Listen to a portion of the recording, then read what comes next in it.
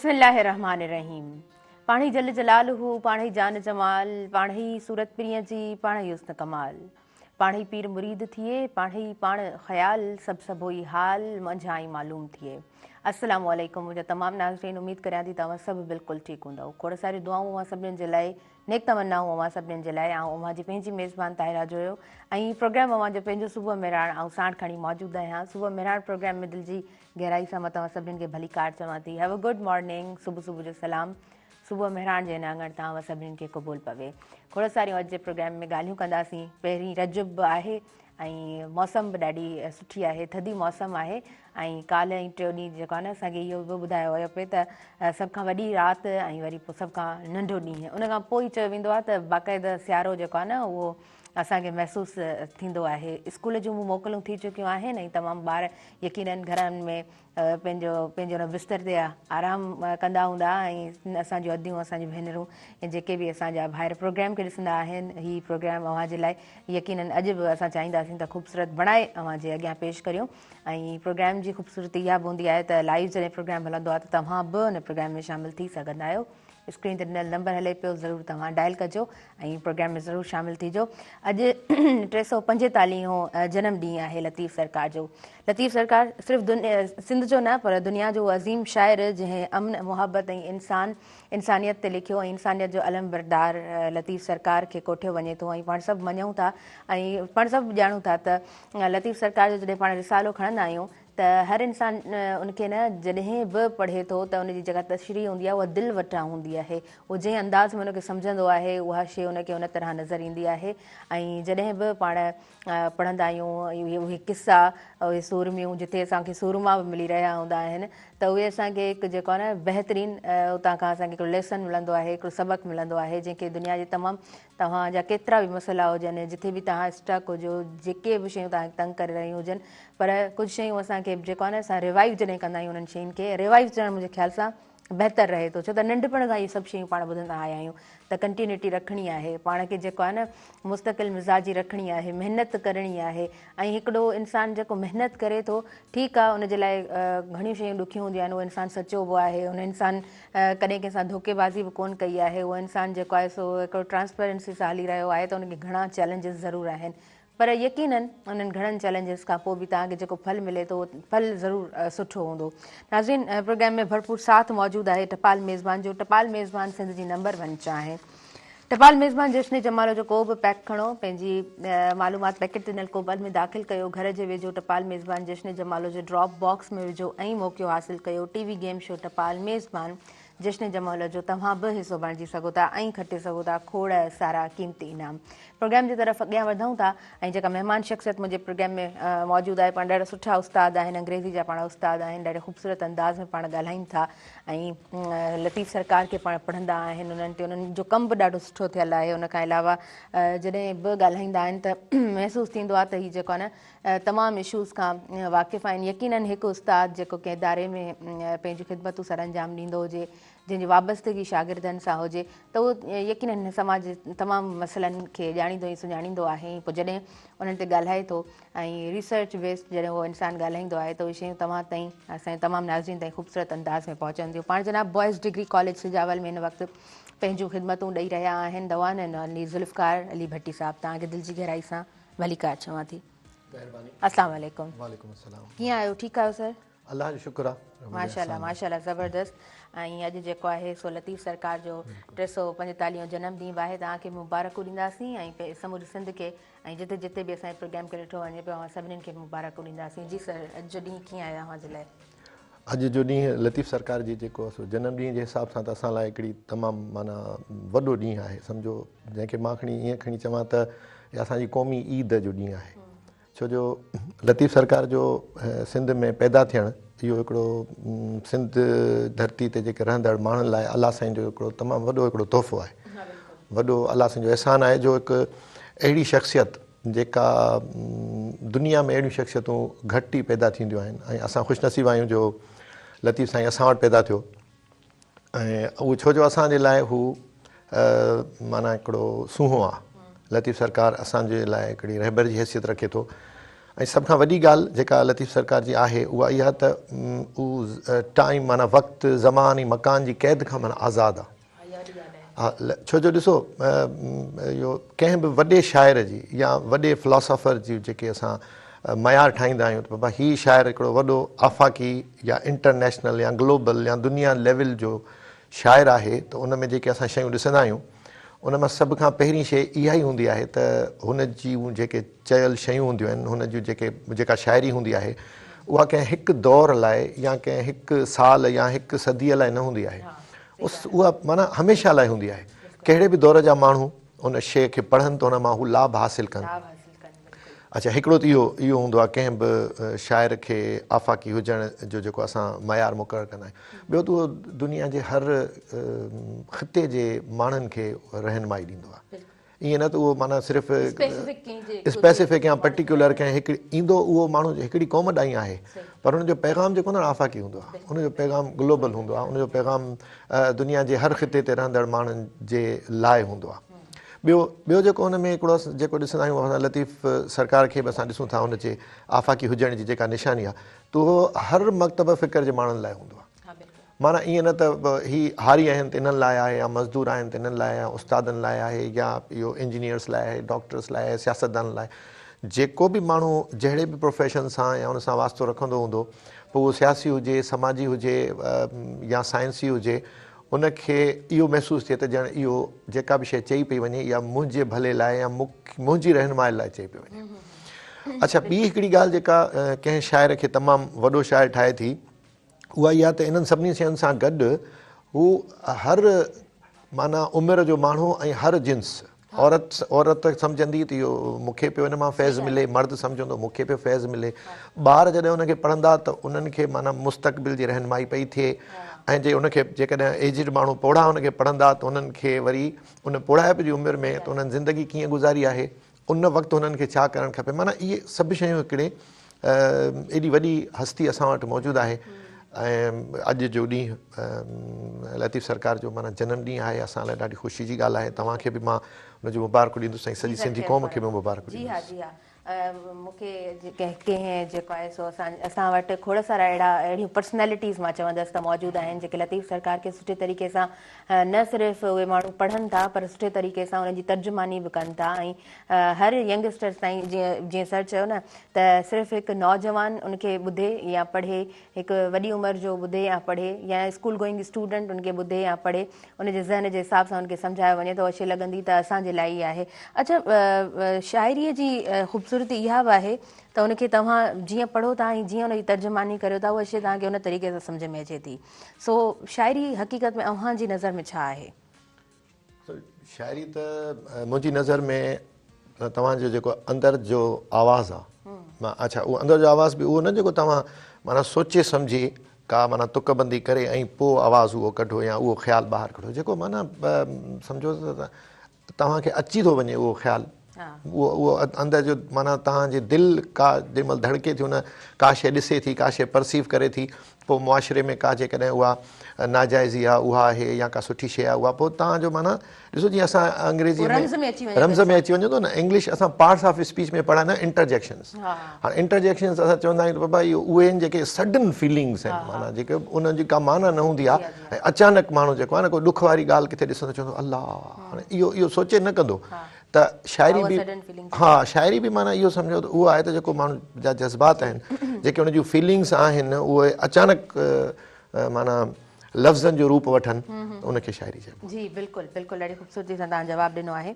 अच्छा पाण हीअ त टॉपिक उहो आहे जंहिं ते पाण पूरो प्रोग्राम कंडक्ट करे सघूं था, यकीनन पाण अॼु जो प्रोग्राम हिन हवाले सां ई कंडक्ट कंदासीं नाज़रीन, पर ॿारनि जूं मोकलूं बि थी चुकियूं आहिनि, अव्हीं बि उस्ताद आहियो।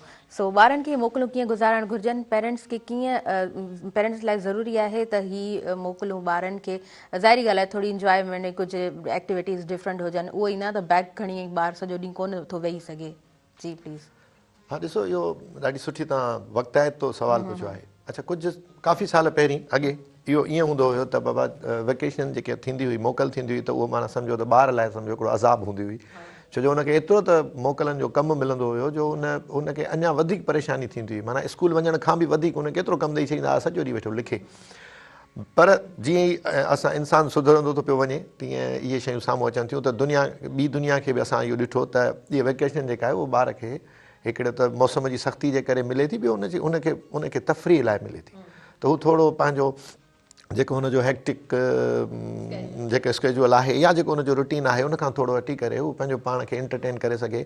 त पेरेंट्स खे जेके वालिदैन आहिनि उन्हनि खे बि इहो घुरिजे त इन में उन्हनि खे ठीकु आहे उन सां इन टच में रहनि, किताबनि सां बि टच में रहनि पंहिंजे, पर उन्हनि खे अहिड़ा मौक़ा फ़राहम कनि जितां हू पंहिंजे लाइ कुझु थोरी तफ़रीह जो सामान माना हुननि खे मुयसरु थिए। उन तफ़रीह सां छा थींदो त ॾिसो जीअं इल्म सां इंसान जो ज़हन खुले थो ऐं इंसानु जेको आहे सो सोचणु सम्झण जे क़ाबिल थिए थो, अहिड़े तरीक़े सां जेका तफ़रीह आहे या जेको तव्हांजो रूटीन खां हटी करे जेके तव्हां एक्टिविटीज़ आहिनि सुठियूं जेके पॉज़िटिव माना एक्टिविटीज़ आहिनि उहे बि इंसान जी शख़्सियत ते ॾाढो सुठो हिकिड़ो असरु छॾनि थियूं।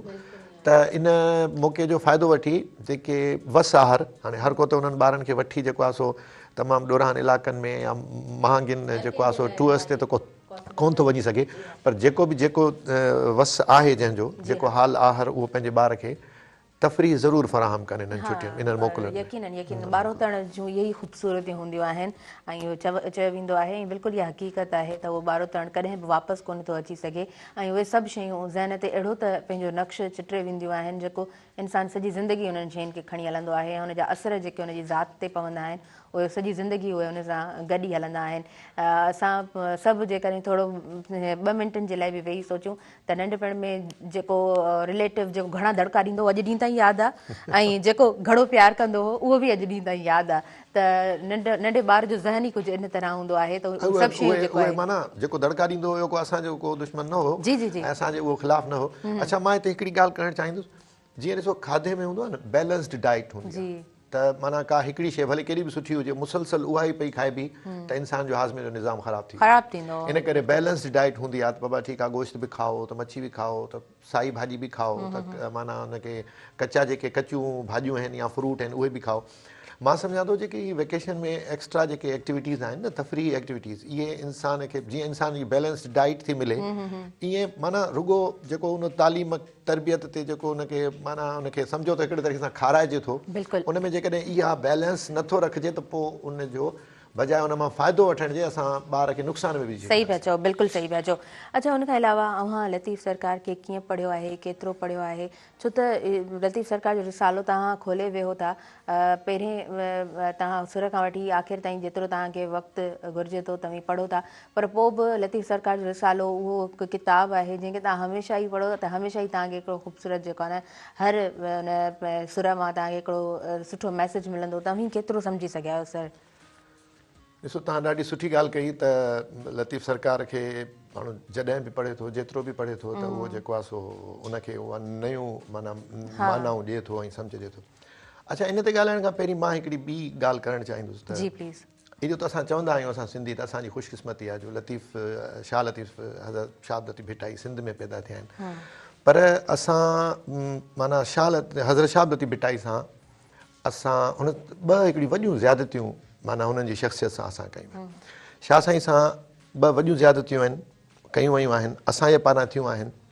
उन्हनि मां पहिरीं ज़्यादती त इहा त हू जहिड़े क़िस्म जी माना शख़्सियत आहे जहिड़े क़िस्म जो शाइर आहे अज़ीम शाइर आहे अज़ीम हिकिड़ो फ़िलासफ़र आहे उन वटि उहो असांजो रहबर आहे सूंहों आहे रहनुमा आहे। उन मां असां ज़्यादती इहा कई आहे जो हुन मां असां उहो लाभ हासिलु न करे सघिया आहियूं, माना उनखे असां सम्झी ई न सघिया आहियूं। हुन जंहिं माना ज़िंदगी जे उन्हनि एरियाज़ में उहो असांखे गाइड करे थो त बाबा हीअं करियो असां उहे उन मां लाभ हासिलु न करे सघिया। जेकॾहिं असां हज़रत शाह लतीफ़ भिटाई खे सुठे नमूने सां सम्झूं त हुन मां असांखे काफ़ी शयूं अहिड़ियूं मिलंदियूं असां पंहिंजी ज़िंदगी खे वधीक बहितर बणाए सघंदासीं। जीअं मूं पहिरीं बि ॻाल्हि कई हुई त लतीफ़ियात खे स्कूलनि ऐं कॉलेजनि में हिकिड़े अलॻि सब्जेक्ट जे तौर ते हिकिड़े अलॻि मज़मूने जे तौर ते पढ़ायो वञे। हाणे पहिरीं हिकिड़ी त ज़्यादती इहा थी त असां लतीफ़ सरकार मां असां लतीफ़ साईं जे पैगाम मां असां जेको हुन असांखे जेका शइ ॾेई वियो आहे असां उन मां उहो लाभ हासिलु न करे सघिया आहियूं ऐं उन जा ॾोहारी असां पढ़ियल लिखियल माण्हू आहियूं। असां जेके उस्ताद आहियूं असां जेके लतीफ़ असां चऊं था त लतीफ़ साईं असांजो मुर्शिद आहे असांजो सूंहों आहे असांजो रहबर आहे असां हुन मां उहा शइ हासिलु करे असां अॻियां माण्हुनि ताईं न पहुचाए सघिया आहियूं असां उनखे हिकिड़ी त इहा लतीफ़ सरकार सां ज्यादती थी आहे ॿी जेका लतीफ़ सरकार सां वॾी ज्यादती इहा थी आहे त असां हेॾी वॾी शख़्सियत असां वटि मौजूदु आहे ऐं असां हुनखे ॿाहिरीं दुनिया सां रोशनास कराए न सघिया आहियूं दुनिया खे ख़बर ई कान्हे त शाह लतीफ़ माना केरु हो अच्छा जेकॾहिं कंहिंखे ख़बर आहे बि दुनिया में जेकॾहिं शाह लतीफ़ हज़रत शाह लतीफ़ भिटाई खे सुञातो बि वञे थो त उहो वरी बदकिस्मती सां या ख़ुशकिस्मती सां उहो असांजे करे न आहे उहे वरी जेके माना जेके वेस्टर्न स्कॉलर्स हुया जेके जंहिंमें जर्मन्स बि हुया त अंग्रेज़ बि हुया कुझु फ्रेंच बि हुया त उन्हनि जूं महिनतूं उन्हनि जी लतीफ़ साईं ते रिसर्च उहा लतीफ़ सरकार खे सिंध मां ॿाहिरि वठी वई आहे ऐं वञी ॿी दुनिया सां रोशनास कराए थो हाणे जंहिंमें डॉक्टर अर्नेस्ट ट्रम्प हुयो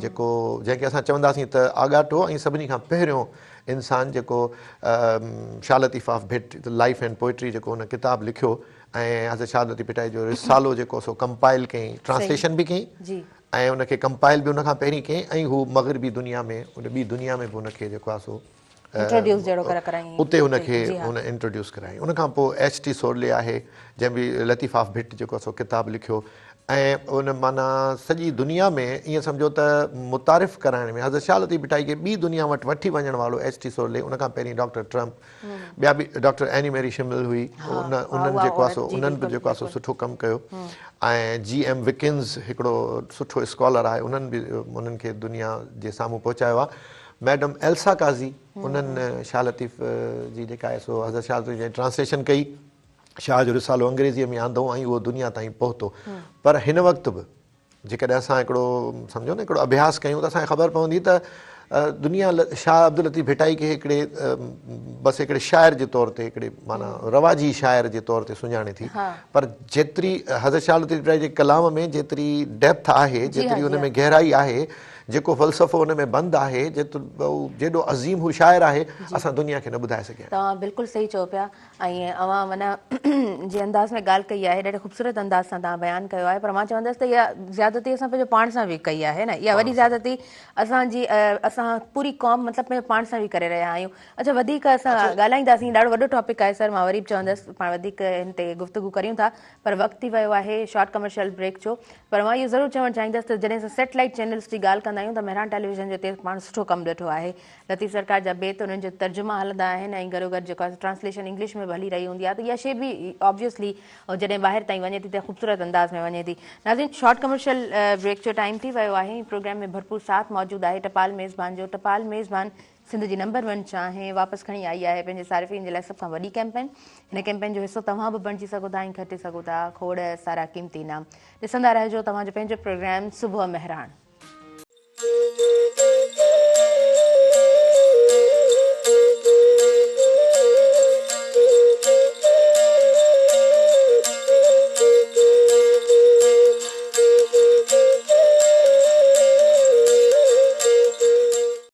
नाज़रीन सभिनी ॾिसंदड़नि खे आउं ॿीहर वेलकम चवां थी अवांजे पंहिंजे प्रोग्राम सुबुह मेहरान में ऐं नंढिड़ो ब्रेक हुयो ब्रेक खां पोइ असां वापसि अची चुका आहियूं मौसम ॾाढी ज़बरदस्त आहे तव्हां ॿाहिरि निकिरो त घर खां ॿाहिरि निकिरंदो तव्हांखे ख़बर पवंदी त केतिरो सीउ आहे अवां जेकॾहिं बंदि कमरे में वेठा आहियो घर में वेठा आहियो हीटर हलाए वेठा आहियो तव्हांखे बिल्कुलु ख़बर कोन पवंदी त ॿाहिरि केतिरी थधि आहे सो हिन मौसम में बि जेकॾहिं अवां तयारु थी रेडी थी ऐं पंहिंजो प्रॉपर पंक्चुअलिटी सां वञी करे पंहिंजी उन इंस्टीट्यूट में जिथे बि तव्हां कमु करे रहिया आहियो पंहिंजे इदारनि में पहुचो था त इहा बि जेको आहे न हिकिड़ी कमिटमेंट हूंदी आहे अदरवाइज़ त माण्हू जेको आहे न चाहींदो आहे त हिन मौसम में ठीकु आहे असां जेको आहे न प्रॉपर आराम कयूं ऐं हुन खां पोइ उथी करे 2-3 कम करे वठंदासीं सो उन टाइम खे पंहिंजे उन स्केजुअल खे सुठे तरीक़े सां हलाइण बि ऑब्वियसली हुन माण्हू जो पंहिंजो कमु थिए थो त तव्हां कीअं हर शइ खे मैनेज कयो था ऐं कीअं हर शइ ते तव्हां जेको आहे सो सुहिणे अंदाज़ में चाहियो था त तव्हां हर कमु प्रॉपर ऐं पंक्चुअलिटी सां कयो असां पंहिंजे प्रोग्राम जी तरफ़ अॻियां वधंदासीं प्रोग्राम में भरपूर साथ मौजूदु आहे टपाल मेज़बान जो टपाल मेज़बान सिंध जी नंबर 1 चांहि वापसि खणी आई आहे पंहिंजे सारिफ़ीन जे लाइ सभ खां वॾी कैंपेन सो कैंपेन जो हिसो तमामु बणिजी सघो था खटे सघो था खोड़ सारा क़ीमती इनाम ज़ुल्फ़कार अली भट्टी साहिबु प्रोग्राम में मौजूदु आहिनि ऐं ज़ुल्फ़कार अली भट्टी साहिब सां ॻाल्हि ॿोल हले पई लतीफ़ सरकार जो 345 जनम ॾींहुं आहे ऐं उन हवाले सां असां प्रोग्राम खे अवां ताईं पहुचायूं पिया अच्छा सर मूं ब्रेक ते वञण खां पहिरियां हिकु ॻाल्हि कई त इहा ज़्यादती असां पंहिंजे पाण सां बि करे रहिया आहियूं न सो यस मां चाहींदसि त हिन ते बि तव्हां ॻाल्हायो इहो बिल्कुलु असां पंहिंजे पाण सां ज़्यादती करे रहिया आहियूं। जो असां जीअं पहिरीं मूं चयो त लतीफ़ सरकार जेको कुझु असांखे ॾियणु चाहियो आहे बल्कि ॾेई वियो आहे, उहो असां वठी न सघिया आहियूं। उहो फैज़ हासिल डेफिनेटली न करे सघिया आहियूं। इहा असां पंहिंजो पाण सां ज़्यादती त कयूं था पिया। इन सां गॾु मां इहो बि चवंदुसि त इहा सिर्फ़ु असां सां ज़्यादती न आहे, सिंधियुनि सां ज़्यादती न आहे, सिंधी क़ौम सां, इहा दुनिया जे सभिनी इंसाननि सां ज़्यादती आहे। छो जो लतीफ़ सरकार असां रुॻो सिंधियुनि जो न आहे, सिंध सां हुनजो वास्तो ईअं आहे, तूं सिंध में लतीफ़ साईं जनमु वरितो ऐं सिंध में हुतां पैदा थियो, हिते वॾो थियो, हिते हुन ज़िंदगी गुज़ारी, पर उहो सॼी दुनिया लाइ हिकिड़ो अलाह साईं जो तोहफ़ो आहे। त उहो जेको हुनजो पैगाम आहे न, उहो आफ़ाक़ी पैगाम आहे, उहो सॼी दुनिया लाइ पैगाम आहे। त हुन असां पंहिंजो पाण सां बि ज़्यादती कई आहे, त असां हुनखे न सम्झी सघिया आहियूं। ऐं दुनिया जे ॿियनि माण्हुनि सां बि असां ईअं ज़्यादती कई आहे जो असां उन्हनि ताईं बि हुननि जी अमानत न पहुचाए सघिया आहियूं। छो जो लतीफ़ सरकार जो जेको फ़िक्र आहे, जेको जंहिंमें ॾिसो लतीफ़ सरकार तव्हां पढ़ंदव न, तव्हांखे जेकॾहिं मिसाल हुनजो हिकिड़ो नुक़्तो कढी अची चवंदो बाबा सिर्फ़ु हिकिड़े लफ़्ज़ में असांखे ॿुधायो त लतीफ़ सरकार जो पैगाम छा आहे, उहो निकिरंदो इंसानियत। हाणे इंसानियत त पोइ सभु इंसान आहिनि, हुन में अफ्रीकन्स बि इंसान आहिनि, त अमेरिकन्स बि इंसान आहिनि, त अरब बि आहिनि, त चाइना में बि आहिनि, त फ्रेंच, माना सॼी दुनिया जे माण्हुनि जे लाइ पैगाम आहे जेको जेकॾहिं हुननि ताईं पहुची वञे त जेके इंसानियत खां, इंसान हूंदे बि इंसानियत खां थोरो वांझियल आहिनि, परे आहिनि, हूंदे जे उहे बि इंसान थी पवनि जेकॾहिं हुननि वटि लतीफ़ सरकार जो पैगाम जेका सुठे नमूने सां पहुची वञे। ॾाढी ख़ूबसूरत तव्हां ॻाल्हि कई आहे, ॾाढे ख़ूबसूरत अंदाज़ सां तव्हां ॻाल्हि कई आहे। अच्छा, हुन खां अलावा अव्हां कीअं चाहियो त मूंखे हिन तरफ़ कमु करिणो आहे, छो त हिकु तव्हांजी पंहिंजी पर्टिकुलर फील्ड आहे ऐं यकीनन अव्हां हिकु उस्तादु आहियो, ॾाढा सुठा हिकु उस्तादु आहियो, अव्हां केतिरो कमु करे सघिया आहियो, या सर हिकिड़ी विश हूंदी आहे न, हिकिड़ी ख़्वाहिश हूंदी आहे त मूंखे अञा कमु करिणो आहे, सो मां चाहींदसि त हिन ते ॻाल्हायो। ॾिसो, इहो हज़रत शाह अब्दुल लतीफ़ भिटाईअ जे हवाले सां जेकॾहिं ॻाल्हाइजे त इहो त हमेशह, इहो मूं त ॾिठो आहे त हर जेको सिंधी माण्हू आहे उनजी ख़्वाहिश हूंदी आहे त मां कुझु न कुझु कॉन्ट्रीब्यूट कयां हिन मामले में। अच्छा, मुंहिंजी हिकिड़ी वॾी इहा ख़्वाहिश रही आहे जंहिं ते मूं कमु काफ़ी कयो बि आहे, पर उन में सम्झो त कोताही बि मूंखां थी आहे। उहा इहा त मां इहो चाहियो पियो त हज़रत शाह अब्दुल लतीफ़ भिटाई जी जेका शाइरी खे जेको अंग्रेज़ी में ट्रांसलेट करियां, उनखे अंग्रेज़ी में उनखे तर्जुमो करियां, पर उहो तर्जुमो हिकिड़ो माना एॾो सलीस ऐं सवलो हुजे जो जेको माण्हू उनखे पढ़े उनखे उहो सम्झ में अचे, आम माण्हूअ खे सम्झ में अचे। हाणे जीअं मैडम एल्सा काज़ी जी जेका आहे शाइरी आहे, उहा माना ज़बरदस्त नमूने सां उहा ट्रांसलेट थियल आहे, पर उहा माना हिकिड़ी स्कॉलर हुई, त उहा माना जेका ट्रांसलेशन आहे उहा बि स्कॉलर्स जे लाइ माना सम्झौता आहे, माना जीअं क्लासिकल क़िस्म जी आहे, त जेको माण्हू सिंधी न आहे या जेको यूरोपियन आहे, जेको किथे ॿिए हंधि किथे अमेरिकन आहे या किथे ॿिए हंधि आहे, जेकर उहो पढ़ंदो त वरी उनखे सम्झण लाइ वरी उनखे उनजी एक्सप्लेनेशन खपंदी।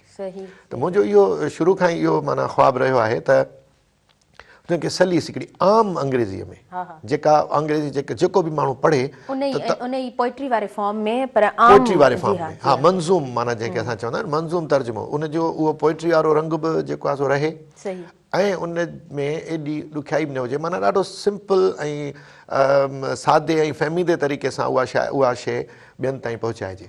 हाणे इन में मां इन कम में जेको आहे सो काफ़ी तर्जुमो त करे वियो आहियां।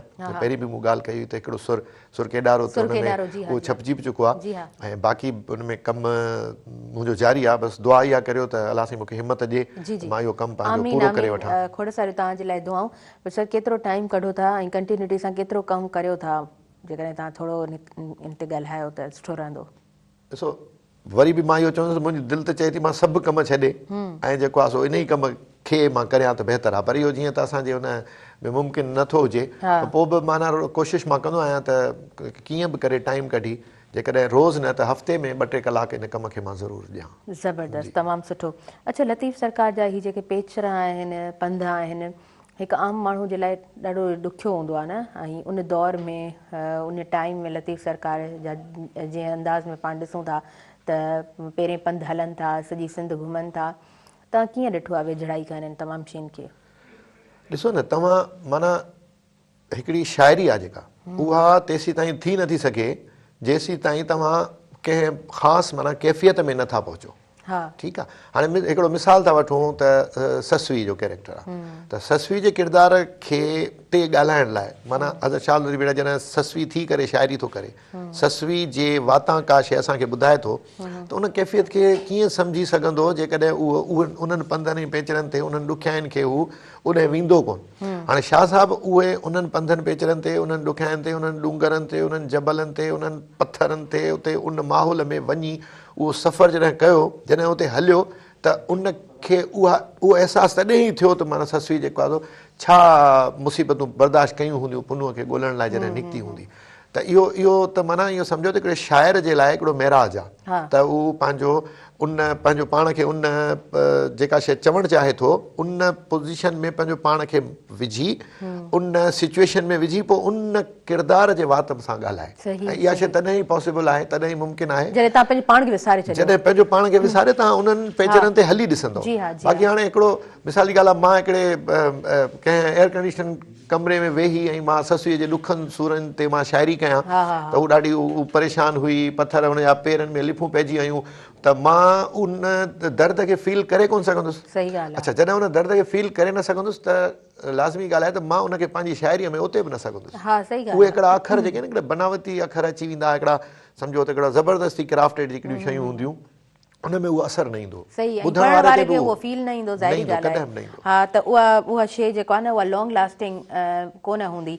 345 साल गुज़री चुका आहिनि जेकॾहिं असां उन फ़लसफ़े खे यादि कयूं पिया त उन में उहा सचाई मौजूदु आहे। इहा इन ॻाल्हि जी गवाही असीं ख़ुदि हिन वक़्तु ॾेई रहिया आहियूं।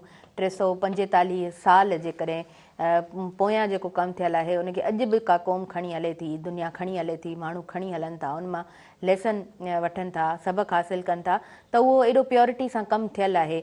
इहा त शइ हिकिड़ी जेको आहे न बिल्कुलु वाज़े आहे। उनखां अलावा हिकिड़ो जेको आहे न असांजे इंटेलेक्चुअल्स में बि इहो हिकिड़ो बहस हलंदो आहे त इहे जेके किरदार आहिनि इहे जेको आहे लतीफ़ सरकार फ़क़ति असांखे हिकु सबक़ु ॾियण जे लाइ, हिकु सुठो लेसन ॾियण जे लाइ दुनिया खे इहे सभु स्टोरीज़ असांजे साम्हूं रखियूं वयूं, या किथे वरी चयो वेंदो आहे त न इहे जेको आहे क़बरूं बि मौजूदु आहिनि। हाणे उहो त वरी पोइ रिसर्च थिए उन तरह असांखे जेको आहे उहे सभु शयूं मिलनि, पर अव्हां छा सम्झी सघिया आहियो? अव्हां छा था सम्झो त इहे कैरेक्टर्स हुया या सिर्फ़ु हिकु स्टोरीज़ आहिनि दुनिया खे ॿुधाइण जे लाइ, त हिन तरह तव्हां मैसेज वठी सघो था हितां? हा, न, ॾाढो माना सुठो सवाल। इहे बिल्कुलु इहे कैरेक्टर्स इहे माना असांजा जेके आहिनि से किरदार माज़ीअ में रहिया आहिनि ऐं इहे फैब्रिकेटेड हथ सां उणियल या फिक्टिशियस शयूं न आहिनि।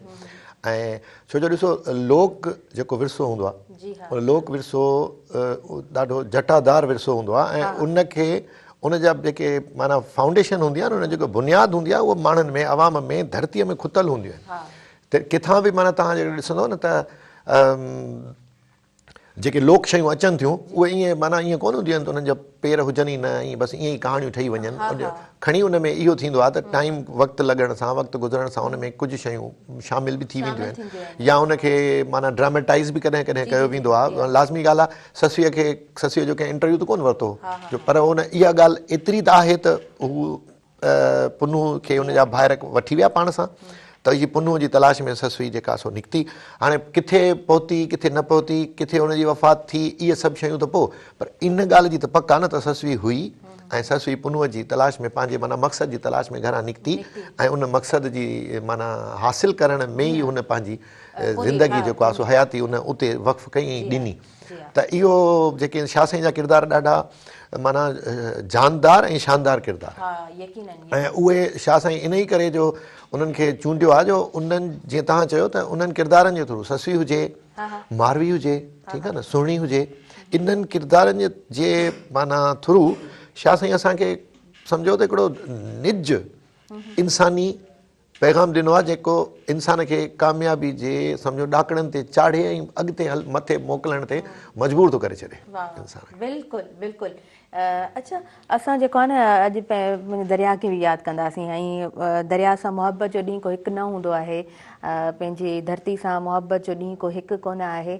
अवां हमेशह ई पंहिंजी धरती जी ॻाल्हि करे सघो था, हमेशह ई पंहिंजे माण्हुनि जी ॻाल्हि करे सघो था, हमेशह ई पंहिंजी जेको आहे सो दरिया जी पाणी जी ॻाल्हि करे सघो था। Water is our life line, Indus is our life line, इहो पाण स्लोगन टैग लाइन ॿुधंदा आया आहियूं।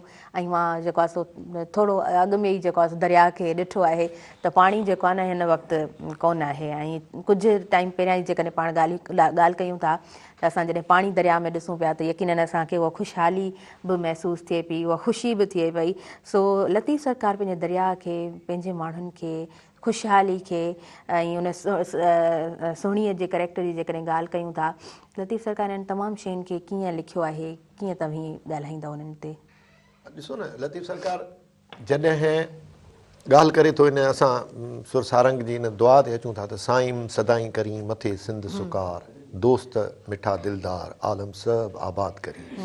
हाणे इहो जेको सुकार आहे, इहो सुकार जेको आहे सिंध में, इहो इन दरिया सां माना ॻंढियल आहे। छो जो जीअं तव्हां चयो त लाइफ लाइन आहे असांजी।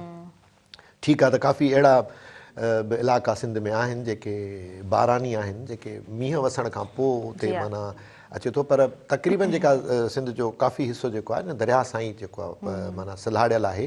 त उहो त इन में लतीफ़ सरकार इन जी दुआ जेका आहे, उन दुआ में इहा शइ शामिल आहे त बाबा इहा सॼो जेको ख़ितो आहे सिंध में, उहो हमेशह सदाईं साओ ऐं सताबो हुजे।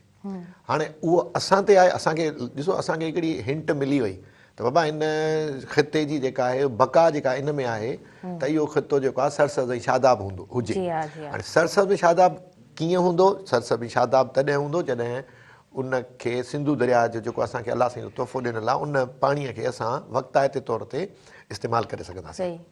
हाणे उहो असां ते आहे, असां उनखे कीअं था इस्तेमालु कयूं। असां केतिरा पंहिंजे जेके वाह असां कढी ऐं पाणी खे सॼी सिंध में पुॼायो आहे, उन्हनि खां केतिरो पंहिंजो जेको ड्यू शेयर आहे उहो वठी था सघूं ऐं उहो उन्हनि इलाइक़नि में मोकिले था सघूं त जीअं इहा जेका सिंध शाह साईं जेका दुआ कई आहे इहा उन में हमेशह लाइ रहे। जी बिल्कुलु। पंहिंजे फील्ड में तव्हां ॾाढा सुठे तरीक़े सां कमु कयो पिया। पाणी जा त तव्हां माहिर आहियो कोन त असां उन ते कोन वेंदासीं। इहो हिकिड़ो यकीनन अलॻि हिकिड़ो टॉपिक आहे त असां वटि त पाणी जा घणा मसइला आहिनि। उहो त हूअं त असांजो पंजाब सां जहिड़ो हले ई थो पाणी ते, पर जेको सिंध में ख़ासि तौर ते पाणी जा मसइला थियनि था उनखे कीअं रिज़ॉल्व थियणु खपे, इहो हिकिड़ो अलॻि चैप्टर चऊं, हिकिड़ो अलॻि टॉपिक चऊं, हिकिड़ो अलॻि बहस चऊं। यकीनन इहो हिकिड़ो अलॻि उन ते ई प्रोग्राम करिणो पवंदो। यकीनन अपकमिंग डेज़ में उन ते बि असां प्रोग्राम कंदासीं, छो त असां जेको आहे एरिड ज़ोन असां वटि ज़मीन आहे, ख़ुश्क साली बि रहे थी ऐं को टाइम अहिड़ो बचे थो जिते असांखे रॻो पोइ पाणी मिले थो। त इन ॿिनि कंडीशन्स मां पाण गुज़रूं था त घणे भाङे उहो ई माण्हू लोड़ींदा आहिनि जेके पुछड़ी ते रहनि था ऐं पाण सभु वाक़िफ़ु आहियूं उन्हनि माण्हुनि जी ज़िंदगियुनि खां। ऐं अॼु बि पाण जॾहिं शहरनि में मौजूदु आहियूं त असांखे बि पाणीअ जो मसइलो थिए थो, या असांजे घरनि में बि जेको पाणी अचे थो उहो पैसनि जो अचे थो। तव्हां टैंकर्स लारायो था या जेको पीअण जो पाणी तव्हांजो अचे थो उनजा वरी अलॻि तव्हां पैसा ॾेई रहिया हूंदा आहियो। त इहो जेको आहे सो असांजो ॾींहों ॾींहुं हिकिड़ो सीरियस हिकिड़ो असांजो मैटर बणिजंदो वञे पियो, हिकिड़ो वॾो मसइलो बणिजंदो वञे पियो। अच्छा सर, उन खां अलावा असां वाइंड अप ते ईंदासीं त मां ज़रूरु पुछंदसि त दुनिया सां कीअं रोशनास कराइजे। लतीफ़ सरकार जो असां वटि रिसालो मौजूदु आहे। असां वटि हिकु ईअं असां चऊं त असां वटि ज़िंदगी गुज़ारण जो हिकु मुकमिल जेकॾहिं तव्हां सलीक़ो ॾिसो, रस्तो ॾिसो त उहो उन किताब में असांखे मौजूदु मिले थो, उन रिसाले में मौजूदु मिले थो। थोरो अकेडमिकली हवाले सां थोरो चाहींदसि त तव्हां हिन खे थोरो लिंक में आणींदा हलो हिन प्रोग्राम में, त असांजा जेके स्कूल्स आहिनि, असांजा जेके कॉलेजिस आहिनि, उते ॿारनि खे लतीफ़ सरकार जे रिसाले सां कीअं कनेक्ट कजे? ॾिसो, इन जा ॿ तरीक़ा आहिनि। एकेडमिकली जे असां ॻाल्हायूं त हिकिड़ो त सिधो सो आहे त असां सिंध टेक्स्ट बुक बोर्ड जा जेके किताब असां ॿारनि खे पढ़ायूं था, या जेके प्राइवेट पब्लिशर्स ॿारनि खे असां सिंध में जेके किताब हलनि था त उन्हनि खे असां इन ते बाउंड कयूं, अहिड़ी का कानून साज़ी कयूं जंहिंमें असां चऊं त बाबा लतीफ़ियात जो बि हिकिड़ो अलॻि सां सब्जेक्ट, हिकिड़ो मज़मून हुजे जेको ॿार खे पढ़ायो वञे।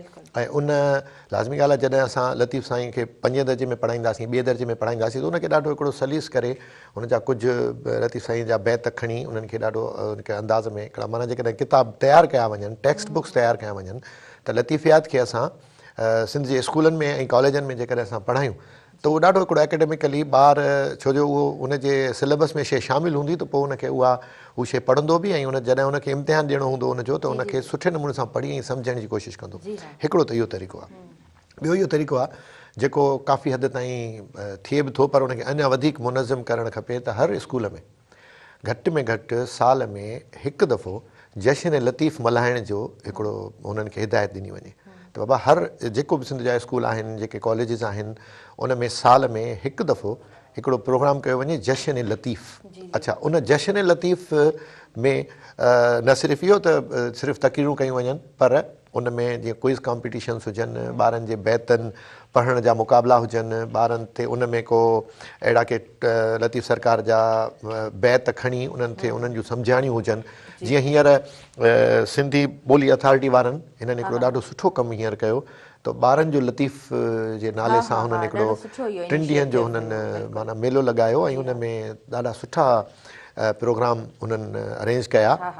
ऐं अच्छा, उन में सॼी सिंध मां ॿारनि शिरकत कई। ऐं तव्हां हुते तव्हां हुजो आहे न, तव्हां विया आहियो या न, पर न शौकत छछर साहब मूंखे चयो, पर हुननि ॾींहंनि में मूंखे मलेरिया हुयो त मां वञी न सघी। एॾी तव्हांखे ख़ुशी थिए आहे, नंढा नंढा ॿार ॾिसो, मूंखे त एॾी ख़ुशी थी जो नर्सरी जो ॿार, माना नर्सरी जो ॿार तव्हां ॿुधायो हुनखे केतिरो नंढिड़ो हूंदो आहे, 3 सालनि जो ॿार, उहो बि स्टेज ते अची ऐं लतीफ़ सरकार जो बैत पढ़ी ऐं ॿुधाए थो। हाणे लाज़मी ॻाल्हि आहे, इन उमिरि खां जेकर असां ॿार में लतीफ़ियात जो माना फ़िकिर या लतीफ़ साईं जो फ़िकिर भरींदासीं त आहिस्ते आहिस्ते उन शइ खे हू ॾाढो ऑन कंदो ऐं उन मां ज़रूरु लाभ हासिलु कंदो। सो मां इहो सम्झां थो त जेकॾहिं हिकिड़ो त लतीफ़ियात जो सब्जेक्ट अलॻि सां रखियो वञे सिंध में, ॿियो जशन लतीफ़ स्कूलनि खे पाबंद कयो वञे, त हू ॿियो जेकॾहिं थियण त ईअं खपे जो 6 महीननि में, पर घटि में घटि साल में हिकु दफ़ो जेको हर स्कूल में कॉलेज में जशन लतीफ़ जो प्रोग्राम सुठे नमूने सां थियणु खपे। अच्छा, मूंखे इहो बि ख़्यालु ईंदो आहे त असां वटि जेके प्राइवेट स्कूल्स आहिनि, नंढे नंढे बेंगलोर्स जे अंदरि असांखे स्कूल मिली रहिया हूंदा आहिनि, हिकु घिटी में 3 स्कूल बि नज़र अची रहिया हूंदा आहिनि, उन्हनि जी कोलेबरेशन बि पाण में हुजणु खपे। अहिड़नि ॾींहंनि ते ख़ासि तौर ते को हिकिड़ो हॉल किथे वठनि ऐं सभु उहे 3-4 स्कूल हिकिड़े ई जेकॾहिं हुन सोसाइटी में आहिनि या उन पाड़े में आहिनि, त उहे मिली करे अहिड़नि ॾींहंनि खे जेकॾहिं सेलिब्रेट कनि, त इहो मूंखे लॻे थो अञा वधीक ख़ूबसूरती इहो ॾिसो बहितरीनु ख़्यालु आहे। पर ॾिसो, इन लाइ हिकिड़ो असां वटि डायरेक्टरेट प्राइवेट स्कूल्स मौजूदु आहे, उन्हनि जे थ्रू उहे बि माना अॻियां अचनि ऐं उहे पंहिंजनि जेके उन्हनि जे रीजन्स में जेके उन्हनि जे ज़िले में स्कूल अचनि था या शहर में स्कूल अचनि था, उन्हनि खे उहो ख़त लिखनि, उन्हनि खे लेटर लिखी उन्हनि खे चवनि बाबा हिन क़िस्म जो प्रोग्राम तव्हां, अच्छा हुनखे थोरो ईअं कनि जेकर हुन वटि जॻह न आहे त हू हुनखे प्रोवाइड करे ॾियनि। म्यूज़ियम जो हॉल आहे या मेहरान आर्ट्स काउंसिल आहे, इहे सरकारी इदारा आहिनि, उन्हनि इहे उहो ई ख़ाली पिया हूंदा आहिनि, त उन्हनि में उन्हनि खे वठाए ॾियनि त उहे हिकिड़ा 8-8, 10-10 स्कूल मिली करे उते हिकिड़े ॾींहं ते को प्रोग्राम रखनि, पर उनजी सरपरस्ती करणी पवंदी। हाणे उन में हू सिर्फ़ु इहो न त डायरेक्टर जेको आहे सो प्राइवेट स्कूल्स, पर डायरेक्टर जेके असांजा गवर्नमेंट स्कूल्स जा आहिनि, असांजो तालीम खातो आहे, असांजो वज़ीर तालीम आहे, इहे इन्हनि सभिनी खे मिली करे ऐं अहिड़े क़िस्म जी का स्ट्रेटेजी ठाहिणु खपे। त मां नथो सम्झां त इहो को एॾो वॾो ॾुखियो कमु आहे ऐं इहो थी सघे थो ऐं बिल्कुलु बिल्कुलु मुमकिन आहे, थी सघे थो। अच्छा, लतीफ़ सरकार अमन जो पैगाम कीअं ॾिनो आहे? ॾाढो हिकिड़ो इहो बि सुठो हिकिड़ो टॉपिक आहे ऐं अव्हां बि हिन ते सुठे तरीक़े सां ॻाल्हाए सघो था। लतीफ़ सरकार दुनिया खे अमन जो पैगाम कीअं ॾिए थो? ॾिसो, लतीफ़ सरकार हिकु त तव्हां चयो आलम सब आबाद करीम, उते ई उन में ई असांखे जेको आहे न सम्झ में इहा शइ अचे थी। जी ॾिसो, जॾहिं लतीफ़ सरकार तव्हांखे इंसानियत जो पैगाम ॾिए थो, हाणे इंसानियत जो माना छा मक़सदु आहे? इंसानियत जो मक़सदु इहो आहे त बाबा कंहिं ॿिए खे तकलीफ़ न ॾियो। अमन जो पैगाम इहो आहे न त तूं पंहिंजो कंहिं ॿिए खे तकलीफ़ न ॾियो, ॿिए खे परेशानी में न विझो, ॿिए जा हक़ न खाओ, ॿियनि खे बि जीअण ॾियो ऐं हुननि खे बि उहा आज़ादियूं सभु हुजणु खपनि जेके तव्हांखे आज़ादियूं हासिलु आहिनि। जॾहिं तव्हां हुन ॿिए इंसान जी इज़त कंदो, ॿिए इंसान जी जेको आहे तव्हां उन जा हक़ गज़ब न कंदो, त डेफिनेटली अल्टीमेटली तव्हां माना दुनिया में अमन चाहियो था, जहिड़ो नथा चाहियो। पर छा साईं ॾिसो, अमन कराइण लाइ त चए थो त तव्हां जेको आहे ज़ुल्म आहे, जेको ज़ालिम आहे न, उन सां जहिड़ो कयो। सूर्य मरी सोभ खे ते दिलि जा वहम विसार, हण भाला विर भाकरे आॾी ढाल मंढार, मथां तेग तरार मार त मतारो थी। हाणे इहो छा साईं, इहा आम माण्हूअ सां या कंहिं ॿिए सां विढ़ण जी ॻाल्हि नथो करे, ज़ालिम सां विढ़ण जी ॻाल्हि थो करे। त जेको ज़ालिम खे ज़ुल्म करण ई न ॾिजे, ऐं जेकॾहिं ज़ालिम को अहिड़ो आहे जेको अमन अमान ख़राबु करे थो, त पोइ ॿियनि इंसाननि खे चए थो त तव्हां हाणे सूर्य थियो ऐं तव्हां उथो ऐं पंहिंजो किरदारु अदा कयो। ऐं उन में चए थो त इहो विसारे छॾियो त तव्हां माना मौत तव्हांखे परेशान कंदी। चए थो न सूर्य मरी सो दिलि जा वहम विसार, को वहम न कयो त असांजी ज़िंदगी ख़राबु थी वेंदी या असां मारिजी वेंदासीं या असां ज़िंदगी ख़तमु थी वेंदी। न, जेकॾहिं मौत जो डपु आहे त उते वरी लतीफ़ सरकार सिधो सो चए थो त ऊचो उतां घणो जीअण खे जबल, मरण मूंसी हल त पुठीअ तो पंधु करियां। माना ॾिसो सभ खां वॾो डपु जेको इंसान खे हूंदो आहे सो मौत जो आहे न। ॿियो कहिड़ो डपु आहे त मां मारिजी न वञा। पर लतीफ़ सरकार चए थो त मौत खे थो चए त मरण मूंसी हल त पुठीअ तो पंधु कयां। मौत मुंहिंजे पुठियां न अचु, मतां तूं पुठियां हुजी वरी मां तकिड़ो थियां, मूंखे डपु थिए, तूं हेॾां अच हुनखे झले अॻियां थो करे छॾ, मुंहिंजे अॻियां हल त मां तुंहिंजे पुठियां अचां थो न। मूंखे त हाणे जॾहिं इहो वहम निकिरी वेंदो पोइ असां हुन बैत ते था अचूं त हण भाला विड़ भाकरे आॾी ढाल मढार। अमन क़ाइमु करण लाइ, इंसानियत जे लाइ, माण्हुनि खे हक़ ॾियारण लाइ, इंसान हिते दुनिया में प्यार मोहबत वधाइण लाइ जेकॾहिं तोखे विढ़णो थो पए विढ़ ऐं ढाल मढार। अॻियां तूं कुझु ईअं कर न त ईअं विढ़ जो माना पंहिंजो बि बचाव कर न, चवंदो अॻियां ढाल मढार, मथां तेग तरार मार त मतारो थी। उन ज़ालिम खे ख़तमु कर, दुनिया में अमन क़ाइमु कर, त पोइ तोखे चवंदासीं मतारी, पोइ माना तूं जेको आहे पंहिंजी ज़िंदगी जो मक़सदु माना हासिलु कयो आहे। जी बिल्कुलु बिल्कुलु। अच्छा नाज़रीन, वक़्तु थी वियो आहे शॉर्ट कमर्शियल ब्रेक जो, सो असां पहिरीं ब्रेक जी तरफ़ अॻियां वधंदासीं ऐं पोइ यकीनन प्रोग्राम खे कंटिन्यू कंदासीं। ऐं हिन ब्रेक खां पोइ असांखे ॿिया महिमान बि जॉइन कंदा प्रोग्राम में। प्रोग्राम में भरपूर साथ मौजूदु आहे टपाल मेज़बान जो। टपाल मेज़बान जश्न जमालो जो को बि पैक वठो, पंहिंजी मालूमात पैकेट ते ॾिनल कोपन में दाख़िल कयो, घर जे वेझो टपाल मेज़बान जश्न जमालो जे ड्रॉप बॉक्स में विझो ऐं मौक़ो हासिलु कयो टीवी गेम शो टपाल मेज़बान जश्न जमालो जो हिसो तव्हां बि बणिजी सघो था ऐं खटे सघो था खोड़ सारा क़ीमती इनाम। नंढो ब्रेक आहे, ॾिसंदा रहिजो तव्हांजो पंहिंजो प्रोग्राम सुबुह महिराण।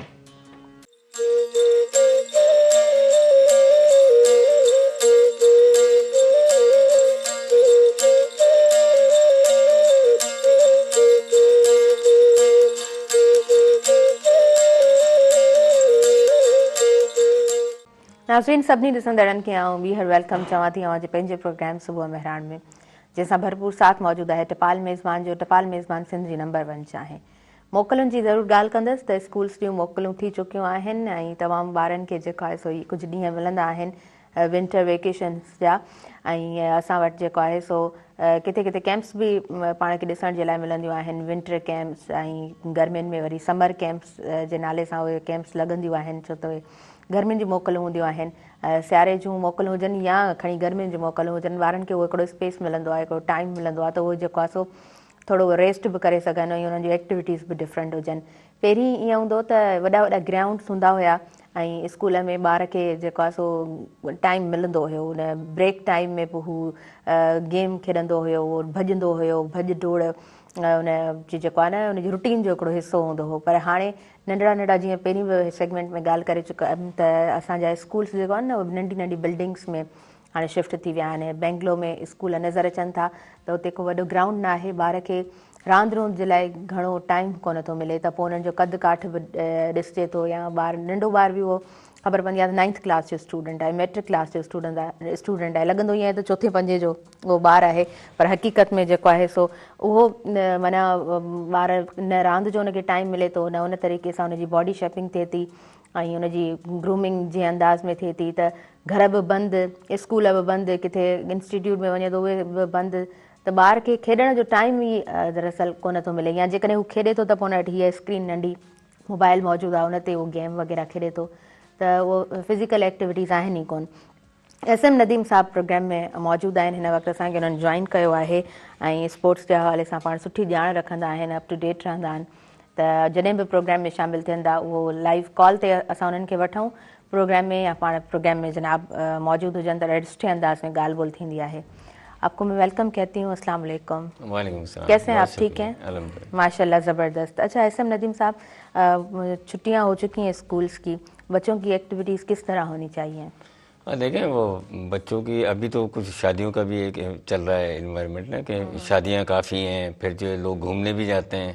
क्योंकि अभी इतना अच्छा जो ये छुट्टियां हुई हैं, मतलब जनवरी में बहुत ज़्यादा सर्दी होती है और इस दफ़ा जो है मेरे देखने में आया कि दिसंबर के अंदर जो वो पीक नहीं है मतलब सर्दी का, कि बहुत ज़्यादा सर्दी हो गई। एक नॉर्मल इन्वायरमेंट चल रहा है अभी तक, ये कि चेंजिंग की तरफ जा रहा है, आप ये कह सकते हैं। तो बच्चों को मकसद ये है कि अपनी जो दीगर एक्टिविटीज़ हैं पढ़ाई से हटकर उसको प्लान करना चाहिए और इसमें भी कोई ना कोई क्रिएटिविटी करना चाहिए। कुछ जो वर्कशॉप अटेंड कर लें या कोई स्पोर्ट्स की कोई ऐसी एक्टिविटी वगैरह करें, जो कोई कैंप वगैरह लग रहा है उसमें जाकर जो आप डेली बेसिस पर जाएं और अपने आप को फिज़िकली ग्रूम करें। जैसे आपने अभी बताया कि जो उनका कद भी छोटा रह जाता है, हाइट वगैरह, बॉडी शेपिंग नहीं हो पाती प्रॉपर। तो डेफिनेटली देखें स्पोर्ट्स की वजह से जो है वो काफ़ी चीज़ें बच्चों के अंदर जो है वो ग्रूम होती हैं या पॉजिटिव एटीट्यूड आता है। लेकिन सबसे अहम चीज़ तो क्या है कि आपको हारना सिखाती है स्पोर्ट्स। क्या हारने के बाद का मज़ा क्या होता है, शिकस्त जब आप खाते हैं ना, तो वो आम लाइफ में आदमी नहीं खाता है किसी भी शोबे के अंदर। जब वो हारता है तो फिर उसको पता लगता है कि उसके बाद फीलिंग क्या होती है। तो ये एटीट्यूड जो है वो सिर्फ स्पोर्ट्स ही आपको सिखा सकती है कि आप जो हारने के बाद क्या फील करते हैं और उसके अंदर आपने किस तरह जो उस मुश्किल से निकलना है और पॉजिटिव एटीट्यूड क्या रखना है। तो स्पोर्ट जो है वो मैं तो कहता हूँ बहुत ज़्यादा ज़रूरी है और पेरेंट्स को भी चाहिए और जो हमारे इदारे हैं उनको भी चाहिए कि स्पोर्ट्स पर फोकस करें। दुनिया में देखें दीगर मुल्क जो है वो अमेरिका ले लें आप या ब्राज़ील ले लें, अर्जेंटाइन ले लें, उनके फुटबॉलर्स देख लें, एथलीट्स देख लें, पूरी दुनिया के अंदर उनका नाम रोशन कर रहे हैं। वो क्यों कर रहे हैं कि वो स्पोर्ट्स जो है वो एक ग्लोबलाइज जो एक्टिविटी कहलाती है, पूरी दुनिया जो है उसको फॉलो करती है। अच्छा, आप पॉलिटिशियंस को देख लें या दीगर एक्टर्स हैं, उनके मुकाबले में एक स्पोर्ट्स पर्सन जो है उसकी वैल्यू बहुत ज़्यादा होती है। अभी इंडिया में मेसी आए हुए थे, अर्जेंटाइन के फुटबॉलर हैं, तो वो देखिए अब हज़ारों, पूरा मकसद एक इंडिया के अंदर एक मतलब अजीब व गरीब कैफियत आ गई थी उनके आने से कि वो पता नहीं क्या चीज़ आ गई है वहाँ पर, क्रिएट हो गया था। जी जी हाँ, वहाँ हज़ारों लाखों लोग जो है उसको देखने के लिए मौजूद थे। फिर वो जो बड़े से बड़ा जो वहाँ का इंडिया का आदमी, अंबानी हो चाहे कोई और, जय शाह हो आईसीसी का चेयरमैन, वो सब लोग उससे मिलना चाह रहे थे। तो मेरा पॉइंट ये है कि आप स्पोर्ट्स में ठीक है, आप उस लेवल पर नहीं जा सकते, लेकिन आपको स्पोर्ट्स करनी चाहिए। और जब आप कहते हैं ना कि वो जब लगन से कुछ करेंगे तो डेफिनेटली कहीं ना कहीं आप पहुंच जाएंगे। बिल्कुल बिल्कुल। अच्छा एस एम नदीम साहब, अंडर-19 एशिया कप पाकिस्तान विन कयो आहे इंडिया खां, मां चाहींदसि त उन जे हवाले सां बि तव्हां ॻाल्हायो। हाँ देखें, ये एक बहुत अच्छा साइन है पाकिस्तान के पॉइंट ऑफ व्यू से, क्योंकि इंडिया जो वो क्रिकेट में डोमिनेट करता है पूरी दुनिया के अंदर, चाहे वो आईसीसी लेवल पर हो या एशिया लेवल पर हो या वर्ल्ड वाइड हो। वो चाहता है, वो समझता है और चाहता भी है कि हम जो है वो दुनिया में सुप्रीम जो है ना कौम है क्रिकेट के पॉइंट ऑफ व्यू से। तो पाकिस्तान ने जो इंडिया को शिकस्त दिया और इतनी बुरी तरह शिकस्त दिया, मैं ये लफ्ज़ कहूँगा, ये रोंद डाला, ठीक है ना। तो पाकिस्तान ने जो है 191 रन से जो है वो इंडिया को हराया। हालांकि राउंड के मैच में जो पूल का मैच हुआ था लीग का, उसमें पाकिस्तान हार गया था इंडिया से, लेकिन फाइनल के अंदर पाकिस्तान ने जो है बुरी तरह से शिकस्त दी है। उसमें पाकिस्तानी जो जूनियर्स थे, जो हमारे यंगस्टर्स हैं, समीर मिनास हैं, अली रज़ा हैं, सुभान हैं, साइम हैं, इन्होंने बड़ी शानदार परफॉर्मेंस दी बॉलिंग और बैटिंग में। बैटिंग का जहाँ तक ताल्लुक है तो उसमें समीर मिनास के ऊपर ही जो है वो डिपेंड कर रहा था। तो उन्होंने कल जो है वो 172 रन की इनिंग खेली और मैन ऑफ द मैच भी हुए, मैन ऑफ द टूर्नामेंट भी हुए। अच्छा, फिर कल जो है पूरा सोशल मीडिया के ऊपर जो ये अंडर-19 जो जूनियर टीम है हमारी, इसके हवाले से बहुत ज़्यादा जो वो चर्चा रहा। बड़े बड़े जो हमारे क्रिकेटर्स हैं, या देखिए यही लड़के आगे जाकर आपको पाकिस्तान के लिए सर्व करेंगे। इनके ऊपर अगर सही से मेहनत हो जाए और सही से इनको ग्रूम किया जाए, इनकी मतलब मेंटल टफनेस पे काम किया जाए, स्किल पर काम किया जाए, तो ये आगे जाकर पाकिस्तान के लिए सर्व करेंगे और फिर पाकिस्तान एक जो बेहतरीन जो वो टीम नज़र आएगी वर्ल्ड वाइड। अभी देखिए ना हमारी सीनियर टीम के अंदर कोई ना कोई इश्यूज रहते हैं, इंजरी का हो जाता है, कभी कुछ हो जाता है, कभी कुछ हो जाता है। तो इनके ऊपर हम वर्कआउट करेंगे, इनकी मेंटोरिंग करेंगे। और इसमें मैं क्रेडिट दूंगा सरफराज अहमद को, जो हमारे एक्स कैप्टन है, कि उन्होंने जो वो मेंटोर के तौर पर इनके साथ जो वो शरीक हुए और उन्होंने टीम के अंदर एक जो वो नया वलवला या जज्बा आप कह लें वो डाला, जिसकी वजह से जो है प्लेयर्स ने परफॉर्मेंस दी। और देखें, प्लेयर्स को कॉन्फिडेंस देना होता है, ठीक है, वो जीत या हार तो एक खेल का हिस्सा है। ऑन द डे जो अच्छा खेलता है वही जीत पाता है, लेकिन एक कॉन्फिडेंस होता है कि ठीक है आप जो अपना बेस्ट दें। तो सरफराज ने वही काम किया और उसका नतीजा आपके सामने है। इमर्जिंग एशिया कप जो पाकिस्तान शाहीन, वही पाकिस्तान ने टूर्नामेंट जीता। एक एशिया कप ऐसा है जिसमें फाइनल के अंदर इंडिया ने पाकिस्तान को शिकस्त दी थी और वो भी कहीं ना कहीं पाकिस्तान जीत जाता। अगर ये सही इनकी जो वो मतलब कैलकुलेशन ठीक होती और स्ट्रेटेजी ठीक होती तो पाकिस्तान एक टाइम पे जीतने के मरहले पर आ गया था, लेकिन लास्ट मोमेंट पे जो वो इंडिया जीता।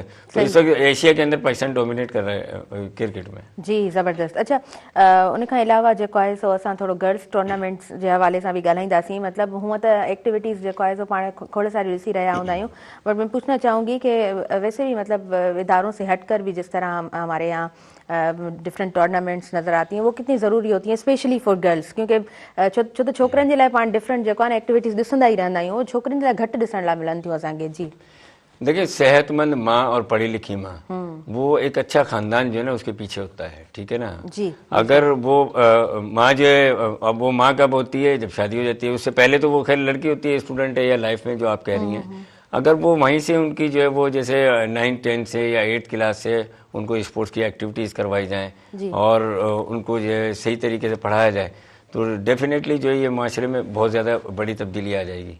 तो जो आपने कहा गर्ल्स की एक्टिविटीज़, वो हमारे देखे कुछ जो है मसाइल ऐसे हैं जिसकी वजह से एक तो मजहबी कह लें हम कि उसमें भी थोड़ा सा हमारा है कि रिस्ट्रिक्शन रहती है कि औरतों का ज़्यादा बाहर निकलना। दूसरा ये है कि जो है वो उनकी एक्टिविटीज़ जो है वो गवर्नमेंट की सतह पर या प्राइवेट की सतह पर ना होने के बराबर हैं।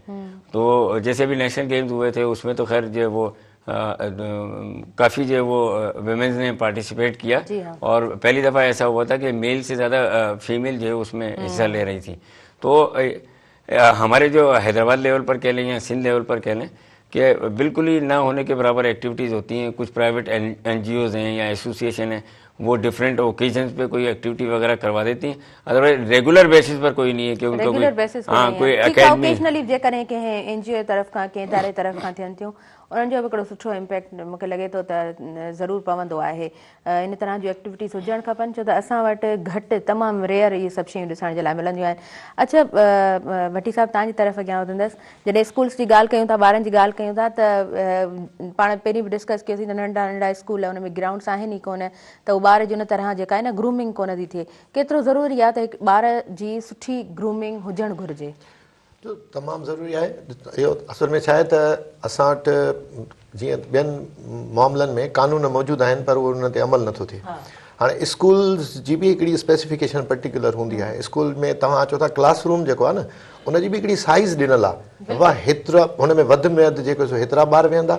उन में जेको आहे सो 4 जेके आहिनि से विंडोज़ हूंदियूं ऐं उन में 4 जेके आहिनि से वेंटिलेटर्स हूंदा, उन में 2 जेके आहिनि दरवाज़ा हूंदा। हाणे हिते उहा शइ थिए। अच्छा, उन में प्ले ग्राउंड हूंदो, इहो मस्ट आहे। उन में प्ले ग्राउंड हूंदो, उन में पार्क हूंदो। प्ले ग्राउंड अलॻि आहे, पार्क अलॻि आहे, इहे सभु शयूं। पर जीअं तव्हां चओ था त उहो त बंगले में था पिया हलनि, त पोइ उते त ग्रूमिंग डेफिनेटली उहा थींदी कोन। ॿार खे खेॾण लाइ माना जॻह ई कोन मिलंदी, त पोइ किथां उहो फिज़िकल एक्टिविटीज़ कंदो। अच्छा, असां वटि स्ट्रेटजीज़ जीअं त तव्हां चयो आहिनि, कानून आहिनि, उन्हनि ते अमल दरामद न आहे।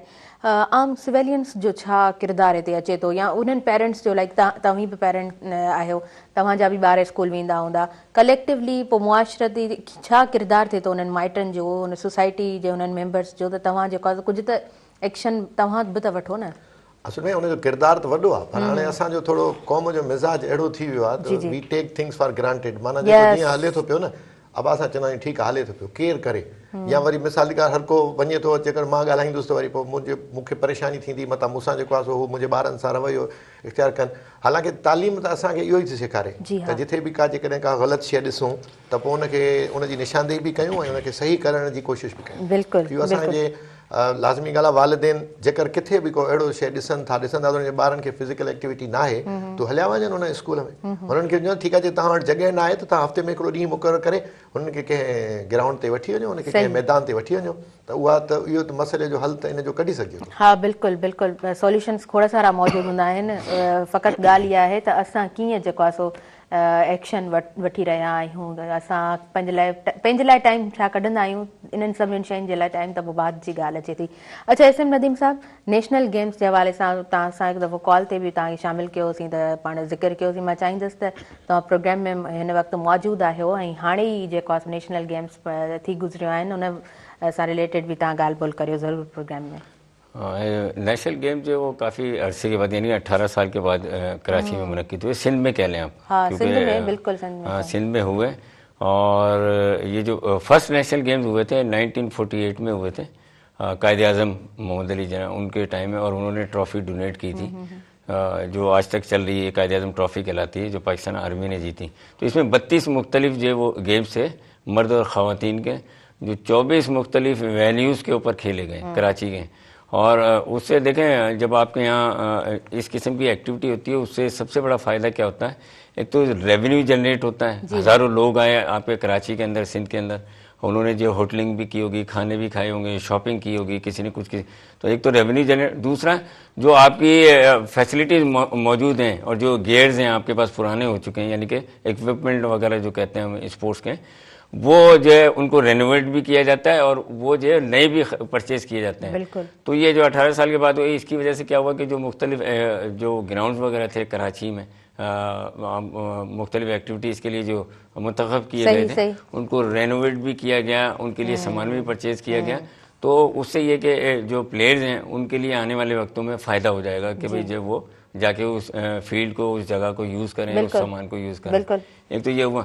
दूसरा ये कि ये जो इनिशिएटिव था ये प्योरली जो है वो पाकिस्तान ओलंपिक और सिंध ओलंपिक के इश्तराक से हुआ, मतलब उन्होंने किया। उसमें फिर sports and youth affairs department government of Sindh वो भी था, जिसमें मिनिस्टर सरदार मोहम्मद बख्श महर साहब, उन्होंने गाए बगाए बहुत ज़्यादा जो इसके अंदर जो है वो इंटरेस्ट लिया, ठीक है ना। अपने DSOs को भी जो उन्होंने जो है वो एक्टिवेट किया कि भाई उनको मुख्तलिफ असाइनमेंट दी गई, किसी ने कोई वेन्यू पर जाना है, किसी ने कुछ करना है, किसी ने कुछ करना है।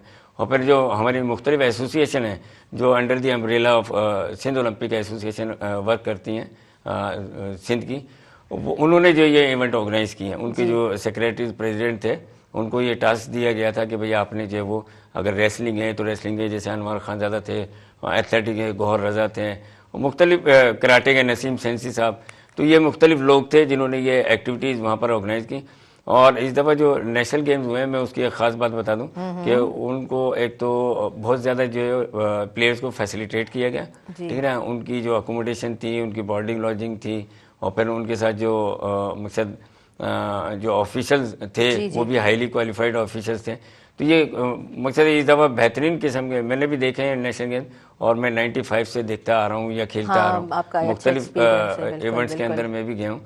तो इस दफ़ा जो नेशनल गेम्स हुए वो बड़े शानदार थे, और इसमें मैं क्रेडिट दूंगा मुनव्वर अली मैसर साहब जो सेक्रेटरी स्पोर्ट्स हैं, और अहमद अली राजपूत साहब जो हमारे सिंध के सेक्रेटरी हैं, उनको कि भाई उन्होंने बेहतरीन तरीके से और एक कोऑर्डिनेशन से, जिसमें अच्छा फिर इन्होंने एक और भी चीज़ की थी कि अगर आपकी एथलेटिक अगर कारसाज में, तो बिल्कुल उसके नियरेस्ट आपके ऑफिसर्स वगैरह प्लेयर्स को जो ठहराया जाए, और अगर रेसलिंग KMC में तो वहाँ पर होटलिंग की गई उनकी, तो वो ट्रैवलिंग भी थोड़ी सी कम हो गई सिक्योरिटी पॉइंट ऑफ व्यू से। आप बिल्कुल सही कह रहे हैं। ऐं हूअं मुनव्वर मैसर साहब जो जेको सो पहिरीं बि उन्हनि जे ख़िदमतूं सर अंजाम ॾिनियूं कल्चर डिपार्टमेंट में, उहे बि यकीनन सारा जोगियूं हुयूं। हिन टाइम ते बि पाण जेको आहे जनाब ॾाढो सुठे अंदाज़ में कमु करे रहिया आहिनि माशाल्लाह सां। अच्छा, मैराथन रेस बि मां कल्ह टे ॾींहुं ॾिठो पिए स्क्रीन ते, त किथे मैराथन रेस बि हली रही आहे। जी हाँ, हाँ, लोक साहित्य रेस हुई है सखर के अंदर। जी, उसमें जो पूरी दुनिया से, और ये मैं आपको बताऊँ बड़ा शानदार इनिशिएटिव है। पीर मोहम्मद शाह साहब जो है DIG ट्रैफिक हैं हमारे कराची के, और उन्होंने जो वो ये लिए था लास्ट टाइम, वो शायद प्रोग्राम में भी आए थे हमारे पास, यहाँ पे आए थे। बिल्कुल जी। तो उन्होंने ये इनिशिएटिव लिया और ये सेकंड मैराथन रेस हुई है। अच्छा, इसमें 42.195 किलोमीटर जो वो दौड़ना होता है, यानी कि 42 किलोमीटर से ऊपर जो वो एक एथलीट ने दौड़ना होता है। तो उसमें पूरी दुनिया से एथलीट आए थे और एक जम्मे गफीर लगा हुआ था। और ये जो देखें, इस किस्म की एक्टिविटीज़ आपकी पूरी दुनिया के अंदर जब जाते हैं लोग, या वहाँ से लोग आते हैं तो एक अच्छा और पॉजिटिव जो वो मैसेज लेकर जाते हैं, और फिर इन चीज़ों को हाईलाइट बहुत किया जाता है। मुझसे स्पोर्ट्स की एक्टिविटीज़ को वर्ल्ड वाइड बहुत ज़्यादा हाईलाइट किया जाता है, जिसकी वजह से मुल्क का एक सॉफ्ट और अच्छा इमेज जो वो दुनिया के सामने आता है। तो मैं इसमें क्रेडिट दूंगा पीर मोहम्मद शाह साहब को, उनकी पूरी टीम को, कि उन्होंने लास्ट ईयर भी कराया था, और फिर उसमें जो कैश प्राइज वगैरह था वो भी काफ़ी रखा हुआ था इन्होंने। तो इस वजह से पूरी दुनिया, इथोपिया के लोग थे, कीनिया के थे, जो दुनिया के अंदर माने जाते हैं मैराथन के हवाले से, ठीक है ना। तो वो मराकश के जो एथलीट थे वो मेरे ख्याल से फर्स्ट पोजीशन उन्होंने हासिल की है, नाम मुझे याद नहीं है। बहरहाल ये कि एक बेहतरीन किस्म का जो है वो इवेंट सखर के अंदर हुआ, और सखर जैसे एरिया के अंदर इस किस्म की एक्टिविटी होना बहुत बड़ी बात है। जी बिल्कुल बिल्कुल, सखर में इन तरह जो इनिशिएटिव वठण या असांखे भी स्क्रीन ते फर्स्ट टाइम ॾिसण जे लाइ मिलियो, ऐं उन खां पहिरीं बि लास्ट ईयर बि सुठे तरीक़े सां ये एक्टिविटीज़ पाण खे ॾिसण जे लाइ मिलियूं हुयूं, जंहिंते पाण पूरो प्रोग्राम सुबुह मेहरान में तव्हां ताईं असां मैराथन जे हवाले सां ई पहुचायो हुयोसीं, ऐं भरपूर उहो पिणु हिकिड़ो सुठो प्रोग्राम अवां ताईं पहुतो हुयो। नाज़रीन, वक़्तु थी वियो आहे शॉर्ट कमर्शियल ब्रेक जो, हुन खां पोइ असां लतीफ़ियात ते वधीक ॻाल्हाईंदासीं, ऐं प्रोग्राम में भरपूर साथ मौजूदु आहे टपाल मेज़बान जो। टपाल मेज़बान जी नंबर 1 चाहे वापसि खणी आई आहे पंहिंजे सारिफ़िन जे लाइ सभ खां वॾी कैंपेन जो हिसो तव्हां बि बणिजी सघो था, खटे सघो था खोड़ सारा क़ीमती इनाम। नंढिड़ो ब्रेक आहे, ॾिसंदा रहिजो तव्हांजो पंहिंजो प्रोग्राम सुबुह मेहरान।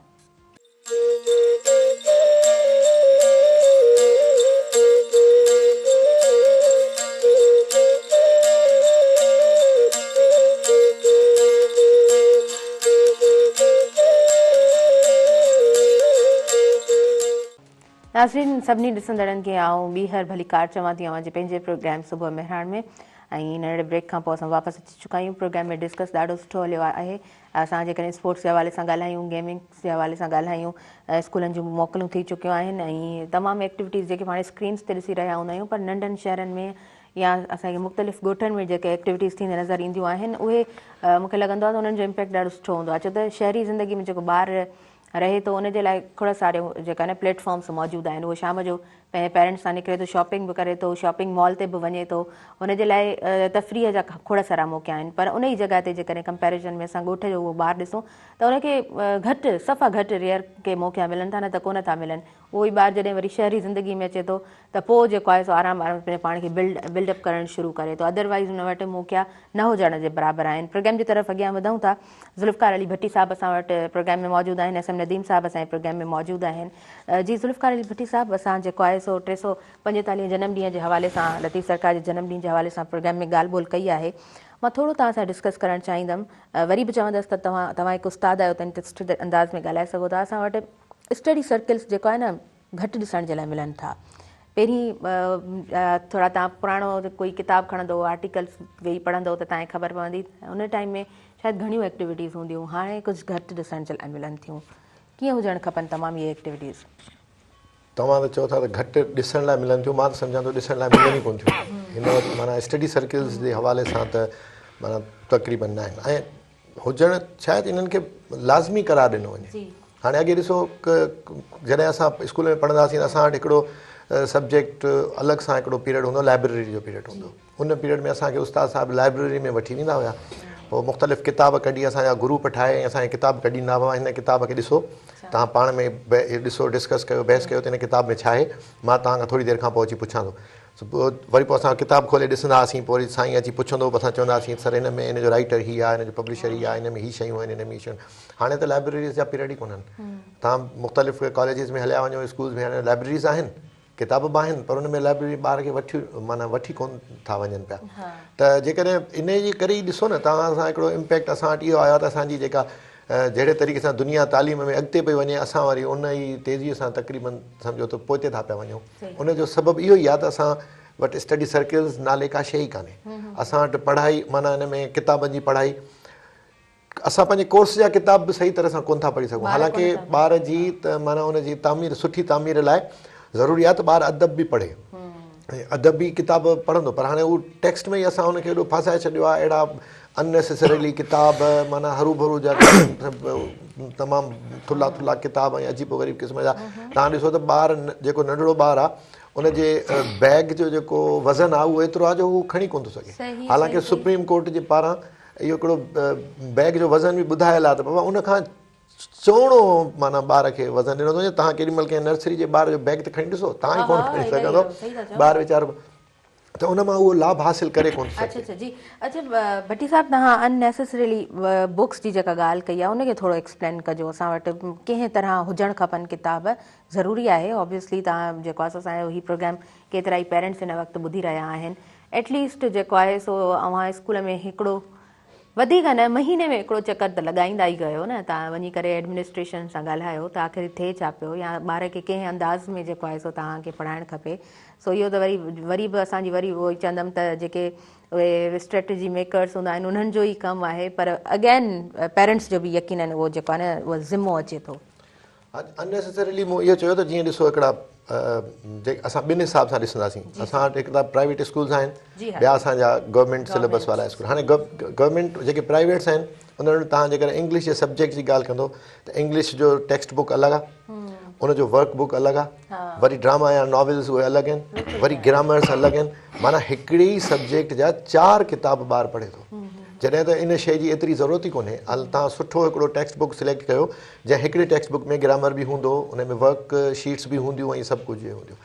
असां जीअं मिसाल जी ॻाल्हि हींअर असां ॾिसूं, जेकॾहिं असां 12हें दर्जे जे सिंधीअ जे किताब जी ॻाल्हि कयूं, हाणे रिसेंटली आयो आहे, माना हुन में तमामु घणो मवादु जेको आहे सो ॾिनो वियो आहे। माना उन एतिरो मवादु मां सम्झां थो त 12हें दर्जे जे ॿार खे एतिरो मवादु ॾियणु ईअं सम्झो जहिड़ो को ज़रे गॾु तव्हां हुनखे MA सिंधी था पिया करायो। माना तमामु शाइरनि जो तादादु वधायो वियो आहे, हुन में ॿार हुन में परेशान आहे। त हाणे मां हाणे असां हुनखे सिंधी सब्जेक्ट या होॾां असां उर्दू सब्जेक्ट ॾिनो छो आहे, ॾिनो इहो आहे त हुनजो ॿार जो कनेक्शन जेको आहे सो पंहिंजी मदर टंग सां बि हुजे, कॉन्सेप्ट बि क्लियर हुजे, उनजे थ्रू हू पंहिंजा जेके कल्चरल ऐं हिस्टोरिक हुननि जो बैकग्राउंड आहे उन्हनि सां बि हुननि खे हम आहंगी हुजणु खपे, न की असां माना उनखे एतिरो त माना कोर्स ॾेई छॾियूं, एतिरा किताब ॾेई छॾियूं, रुॻो इन चकर में हुजे त अच्छा अहिड़े क़िस्म जे किताब जो असेसमेंट बि ॾाढी ॾुखी आहे। सही ॻाल्हि आहे, माना उनजे ॿार खां तव्हां असेस कीअं कराईंदो, पोइ छा थो थिए, पोइ ॿार खां क्रेमिंग थी टीचर्स जे लाइ बि हिकिड़ो वॾो चैलेंज आहे त हू कीअं पेपर खे तयार करे। माना तव्हां ॾिसो त जेकॾहिं जेतिरा क्लासिस ॿार खे मिलनि था, टीचर खे मिलनि था, उन में उहो किताब पूरो कराइण ई सम्झो त मुमकिन न हुजे। जी हा, जी हा। उन खां पोइ छा थो थिए, वरी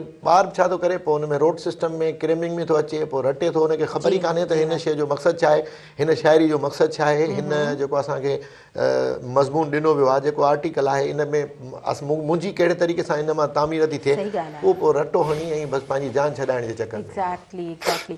अच्छा, असां वटि जॾहिं असां सलाहकारनि जी ॻाल्हि कंदा आहियूं, जॾहिं हिकु किताब में एडिशन थियण वञे पई या किताब हिकिड़ो नयो जुड़णु वञे पियो, उन में जेको उहो राउंड टेबल ते जेके सलाहकार वेहनि था, अव्हां जी सोच मुताबिक़ त उहे सलाहकार कहिड़ा हुजणु घुरिजनि?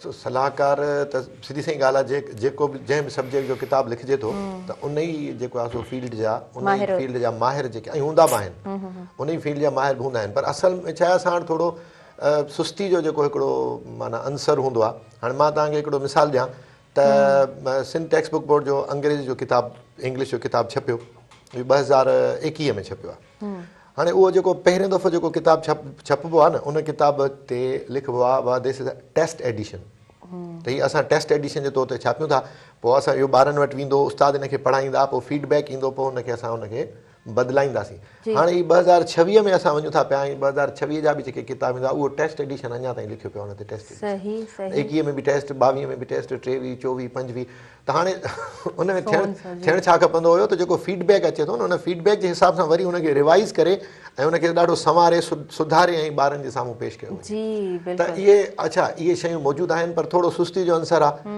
हालांकि उन करे नथो थिए। बाक़ी सलाहकार त लाज़मी ॻाल्हि आहे, उहो ई हूंदो जेको पंहिंजो उन फील्ड जो एक्सपर्ट हूंदो। सही, बिल्कुलु सही। अच्छा, एस एम नदीम साहब, तव्हांजी तरफ़ अॻियां वधंदमि। पहिरीं ईअं हूंदो त स्कूल में हिकिड़ो पीटी टीचर हूंदो हो, उहो जेको आहे एक्सरसाइज़ ॿार खे कराईंदो हो, ऐं ॿार ॾाढो पाबंद हूंदो हो, हुनखे ख़बर हूंदी हुई त मूंखे असेंबली खां पोइ ही पीरियड जेको आहे सो वठिणो आहे।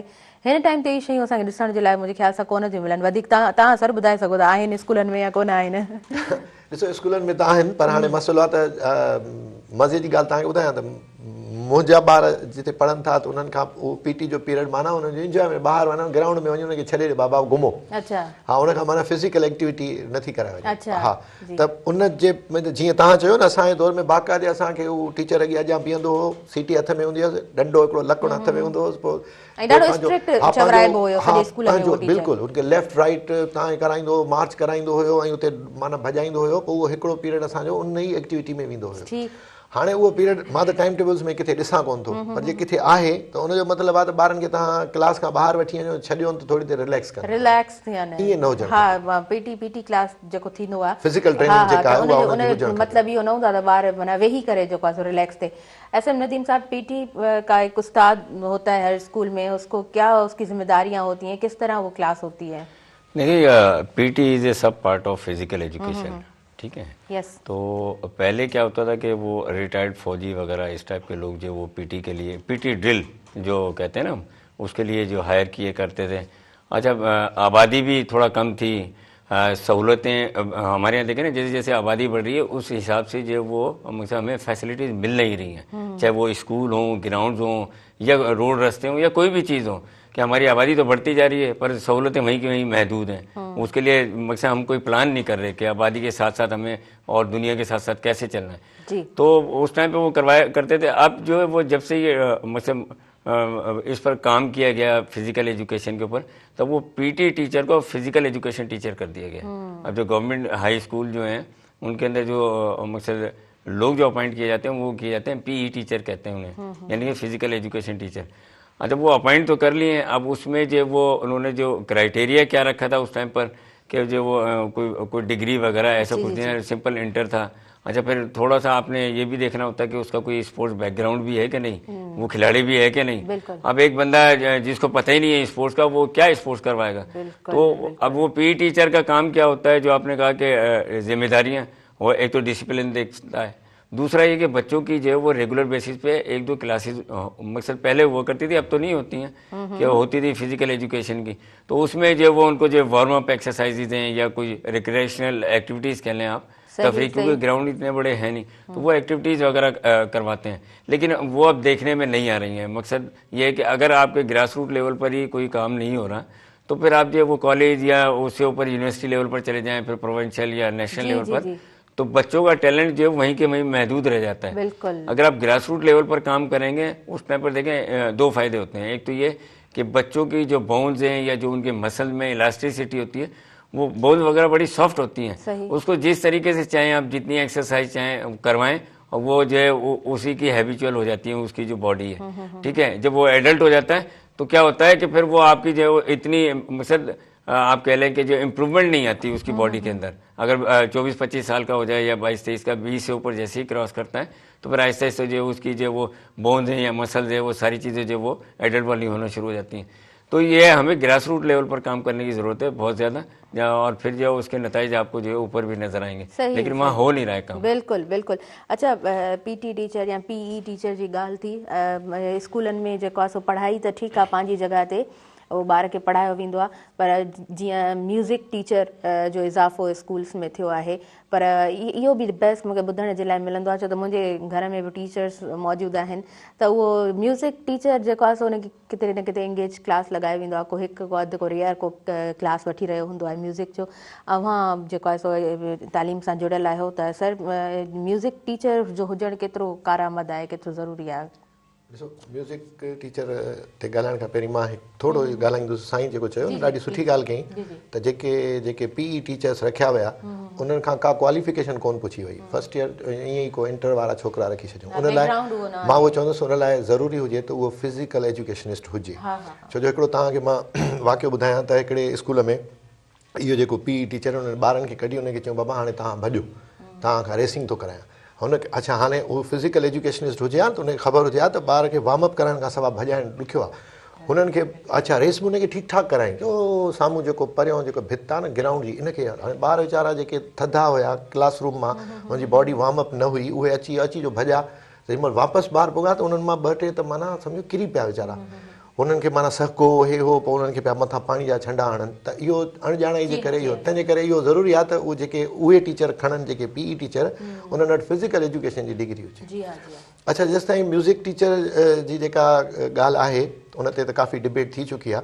असुल में इन जो कॉन्सेप्ट जेको म्यूज़िक टीचर जो मतिलबु हिकिड़ो जेको इहो वरितो थो वञे त को ॿारनि खे असां म्यूज़िशियन ठाहींदासीं या ॿारनि खे सिंगर्स ठाहींदासीं, ईअं कोन्हे। ऐं जेकर को ईअं सम्झे थो त ग़लति थो सम्झे। ॾिसो, असांजे सब्जेक्ट्स में सिंधी में, उर्दू में ऐं इंग्लिश में असां वटि पोइट्री हूंदी आहे, त उहा माना उहो हिकिड़ो अलॻि सां हिकिड़ो टीचर हुजे जेको उन्हनि खे तरन्नुम सां माना उहा पोइट्री उन्हनि खे, असांजे ज़माने में त असांजा टीचर ई असांखे माना उहो तरन्नुम सां माना पढ़ाईंदा हुया, त उनखे उनजो जेको आहे न इहो आहे त उनखे ॿारनि खे थोरो पंहिंजो तरन्नुम सां शयूं ॿारनि खे जल्दी यादि थियूं थियनि, ॿारनि खे उनखे पढ़ाइजे थो, उनखे यादि थियूं थियनि। उनजो इहो आहे त उनखे ॿार खे उहा बि हिकिड़े क़िस्म जी एंटरटेनमेंट आहे। जीअं चयो वेंदो आहे मौसीक़ी रूह जी जेका ग़ज़ा आहे, त उहो ॿार थोरो जेकर ॿार खे ईअं थी माना पोइट्री पढ़ाइजे, सिधो सो प्रोज़ स्टाइल में थी पढ़ाइजे, त उनखे ओतिरो मज़ो न कंदी। त म्यूज़िक टीचर थोरो उनखे तरन्नुम में, धुन में, उनखे म्यूज़िक सां गॾु ॿार खे पढ़ाईंदो त उहे शयूं उन ते वधीक उनजे दिमाग़ ते असरु कंदियूं। बिल्कुलु सही चयो, पर ॾाढी ख़ूबसूरती सां तव्हां ॻाल्हायो आहे, ऐं यकीनन इहो उहो टॉपिक आहे जंहिं ते घणो पंहिंजी सिंध में घणो बहस थी चुको आहे, घणा बहस मोबाइल सां पाण ॿुधा आहिनि, पर जॾहिं त स्कूल्स जी ॻाल्हि हले पई ऐं जॾहिं असां पीई टीचर जी, पीटी टीचर जी ॻाल्हि कई, त हुन सां ई जेको आहे सो गॾोगॾु स्कूल में हिकु म्यूज़िक टीचर बि आहे, त उनखे पाण ऐड कंदा हलियासीं। अच्छा, लास्ट में सर तव्हां खां असां मैसेज वठंदासीं। मां चाहींदसि त दुनिया सां कीअं रोशनास कराइजे लतीफ़ सरकार खे, इन हवाले सां तव्हां मैसेज ॾिजो। ॾिसो, असां इन में माना फेल विया आहियूं, त को असां लतीफ़ साईं खे दुनिया सां रोशनास न कराए सघिया आहियूं। हाणे उहो असां जेके, मां त चवंदुसि हर माण्हूअ जी ज़िमेदारी आहे, पर ख़ासि करे जेके तालीम सां वाबस्ता माण्हू आहिनि, जेके इहे एजुकेशन डिपार्टमेंट आहे, असां ॿी दुनिया सां कोलाबोरेशन में एकेडमिक कोलाबोरेशन में अची सघूं था असां इंटरनेशनल जेके कॉन्फ्रेंसिस मुनक़िद करे सघूं था उन इंटरनेशनल वर्कशॉप्स मुनक़िद करे सघूं था उन में सॼी दुनिया जे माण्हुनि खे अच्छा असां लतीफ़ सरकार ते प्रोग्राम त कयूं था पर पंहिंजे ई कंहिं शहर में वेही उन में सिंधीअ में या उर्दूअ में वेही उन तक़रीरूं करे ॿुधी ऐं हिक ॿिए खे अजरक पाराए वरी हलिया था वञूं त उहा ॻाल्हि दुनिया ताईं कोन थी पहुचे त अहिड़े तरीक़े सां जेकर न इंटरनेशनल एक्सचेंज थिए इन्हनि शयुनि जी जेके दुनिया जूं वॾियूं यूनिवर्सिटीज़ आहिनि उन्हनि जा स्कॉलर्स घुराइजनि या असांजा स्कॉलर्स उते वञी इंटरनेशनल फोरम्स ते लतीफ़ साईंअ खे पेश कनि उनजी शाइरी खे पेश कनि उनजो फ़लसफ़ो पेश कनि त उहो दुनिया में आम थी सघे थो उन में कुझु बि न आहे ऐं ॾिसो लतीफ़ साईंअ जो जेको न जेका जीअं मूं चयो त सूंहो आहे जीअं लतीफ़ साईं हिकिड़ो त उनजे जेका असां पैगाम ते अमल कयूं था न त असां सम्झो त असां अॾिजी था वञूं हाणे जीअं मिसाल हिकिड़ो नंढिड़ो मां मिसाल ॾियांव त लतीफ़ सरकार चयो त जे तूं पारसी सिखे तूं गोलो तूं ग़ुलाम पुञो तां आब घुरे बुखियो तां ताम तूं आमन संदो आम ख़ासनि मां थी की न की हाणे इन में लतीफ़ सरकार चए थो त जेका ट्रेंड हले थो पियो न जिते सॼी दुनिया जहिड़े पासे पई वञे तूं उन पासे जेकर उहा शइ सही न आहे त न वञ तूं जेकर उनजे पुठियां वेंदे त पोइ तूं माना हिकिड़ो आम माण्हू ई जीअं हिकिड़ी मां पहिरीं बि ॻाल्हि कई असांजो क़ौमी कलाकार हूंदो सरबर सिंधी हाणे उन वक़्तु जेको ट्रेंड हुयो सॼी दुनिया जेको आहे सो इंडियन माना म्यूज़िक जे पुठियां लॻी पई हुई इंडिया जे धुननि जे पुठियां लॻी पई हुई हिन अची पंहिंजो कल्चर खे खयो पंहिंजी सकाफ़त खे खयो पंहिंजी सकाफ़त खे ॻायो माना लतीफ़ सरकार जे पैगाम खे माना उन सम्झो ऐं कयो ज़बरदस्त ॾाढो ख़ूबसूरत तव्हां मैसेज ॾिनो आहे अॼु जे प्रोग्राम जे हिसाब सां ऐं मौक़े जे मुनासिबत जे हिसाब सां जेको मैसेज जो आहे ॾाढे ख़ूबसूरत अंदाज़ में असांजे तमामु व्यूवर्स ताईं पहुतो आहे SM नदीम साहब क्या मैसेज होगा आपका लास्ट में? हाँ, मेरा मैसेज यंगस्टर्स के लिए है कि कोई भी चीज़ है कोई भी काम करते हैं हम ठीक है ना अगर जब तक आपको पा लेने की लगन ना हो तो आप कुछ कामयाबी हासिल नहीं करते लेकिन मुख्तलिफ लोग मुख्तलिफ जगहों पर कामयाबी हासिल कर रहे हैं वो भी इंसान ही है सिर्फ एनवायरनमेंट और उनको सहूलतों का जो एक फ़र्क होता है जी हाँ। तो किसी भी काम को करने के लिए अगर आप कोशिश करेंगे कि जो वो मैंने करना है चाहे वो स्पोर्ट्स मैन बनना है या कोई साइंटिस्ट बनना है ठीक है ना तो इंशाल्लाह जो वो आप ज़रूर कामयाब होंगे लेकिन उसमें ऑनेस्टी से सिंसियरिटी से डेडिकेशन से काम हाँ उहो ई वरी असांखे जेको आहे न हिते बि उहो ई किरदारु मिले थो ससीअ वारो त तव्हां जेको आहे न हिकु कमु जंहिं पंहिंजी मंज़िल जे पोयां पंहिंजी चाहत रखो था ऐं उनजे पोयां तव्हां लॻी वञो था त उहा शइ तव्हांखे ज़रूरु मिले थी मिली त मिलियासीं न त घोरी जान जतन था अच्छा सर बसि मेहरान टेलीविज़न जो जेको कमु आहे लतीफ़ सरकार खे जंहिं तरह उन्हनि प्रेज़ेंट कयो आहे या मुर्तज़ा मजबूर साहिब जिन जी मां ॻाल्हि कयां त हमेशह ई जेको आहे न लतीफ़ सरकार जे लाइ हिकु अलॻि ई गोशो उन्हनि जी दिलि में नज़र आयो आहे सो उहा शइ असांखे स्क्रीन पंहिंजी मेहरान टेलीविज़न जी स्क्रीन ते बि नज़र आई आहे तव्हां मेहरान टेलीविज़न जे कम खे कीअं लास्ट में इन हवाले सां बि मां कमेंट्स वठंदमि ॾिसो न मां त साईं मुर्तज़ा मजबूर साहिब खे बि मुबारकबाद ॾींदुसि त अॼु लतीफ़ साईं जो जनमु ॾींहुं आहे पर कंहिंखे यादि ई कोन हुयो त इहो मेहरान TV जो ई क्रेडिट आहे जो उन ॾींहं ते ख़ासि करे हिकिड़ो प्रोग्राम जंहिंमें लतीफ़ सरकार ते असां ॻाल्हायो आहे जेको बि असांजी हाल आहार ॻाल्हायो आहे ऐं इहो साईं हक़ीक़त जेका ॾिसे न त मूंखे बि यादि कोन हुयो त मूंखे बि साईं मुर्तज़ा साहिबु जेको आहे सो फ़ोन कई ॿुधाईं त बाबा रजब पहिरीं थी वई आहे ऐं लतीफ़ सरकार जो अॼु जनमु ॾींहुं आहे तंहिंजे करे इहो प्रोग्राम माना थियणु खपे ऐं इहो लाज़मी ॻाल्हि आहे इहो क्रेडिट आहे जी जी ज़बरदस्त thank you so much for your valuable time तव्हां आयो तव्हां असांखे वक़्तु ॾिनो SM नदीम साहिबु तव्हांजी बि शुक्रगुज़ार आहियां ॿिन्हिनि आयल मुअज़्ज़िज़ महिमाननि जी दिलि सां मां शुक्रगुज़ार आहियां नाज़रीन मूंखे ॾींदव इजाज़त ऐं मुंहिंजी इंटायर टीम खे इजाज़त ॾींदो मुंहिंजे आयल मुअज़्ज़िज़ महिमाननि खे इजाज़त ॾींदो हिन पूरे प्रोग्राम सां भरपूर सहकार मौजूदु रहियो टपाल मेज़बान जो टपाल मेज़बान सिंध जी नंबर 1 जो आहे टपाल मेज़बान जश्न जमालो जो को बि पैकेट वठो पंहिंजी मालूमात पैकेट ते ॾिनल कोपन में दाख़िल कयो घर जे वेझो टपाल मेज़बान जश्न जमालो जे ड्रॉप बॉक्स में विझो मौक़ो हासिलु कयो TV गेम शो टपाल मेज़बान जश्न जमालो जो हिसो तव्हां बणिजी सघो था ऐं खटे सघो था खोड़ सारा क़ीमती इनाम इंशाल्लाह सुभाणे गॾु आहियूं हिकु नओं टॉपिक नवनि महिमाननि सां गॾु हाज़िर हूंदासीं पंहिंजी दुआउनि में भरपूर रखंदो यादि अल्लाह निगहबान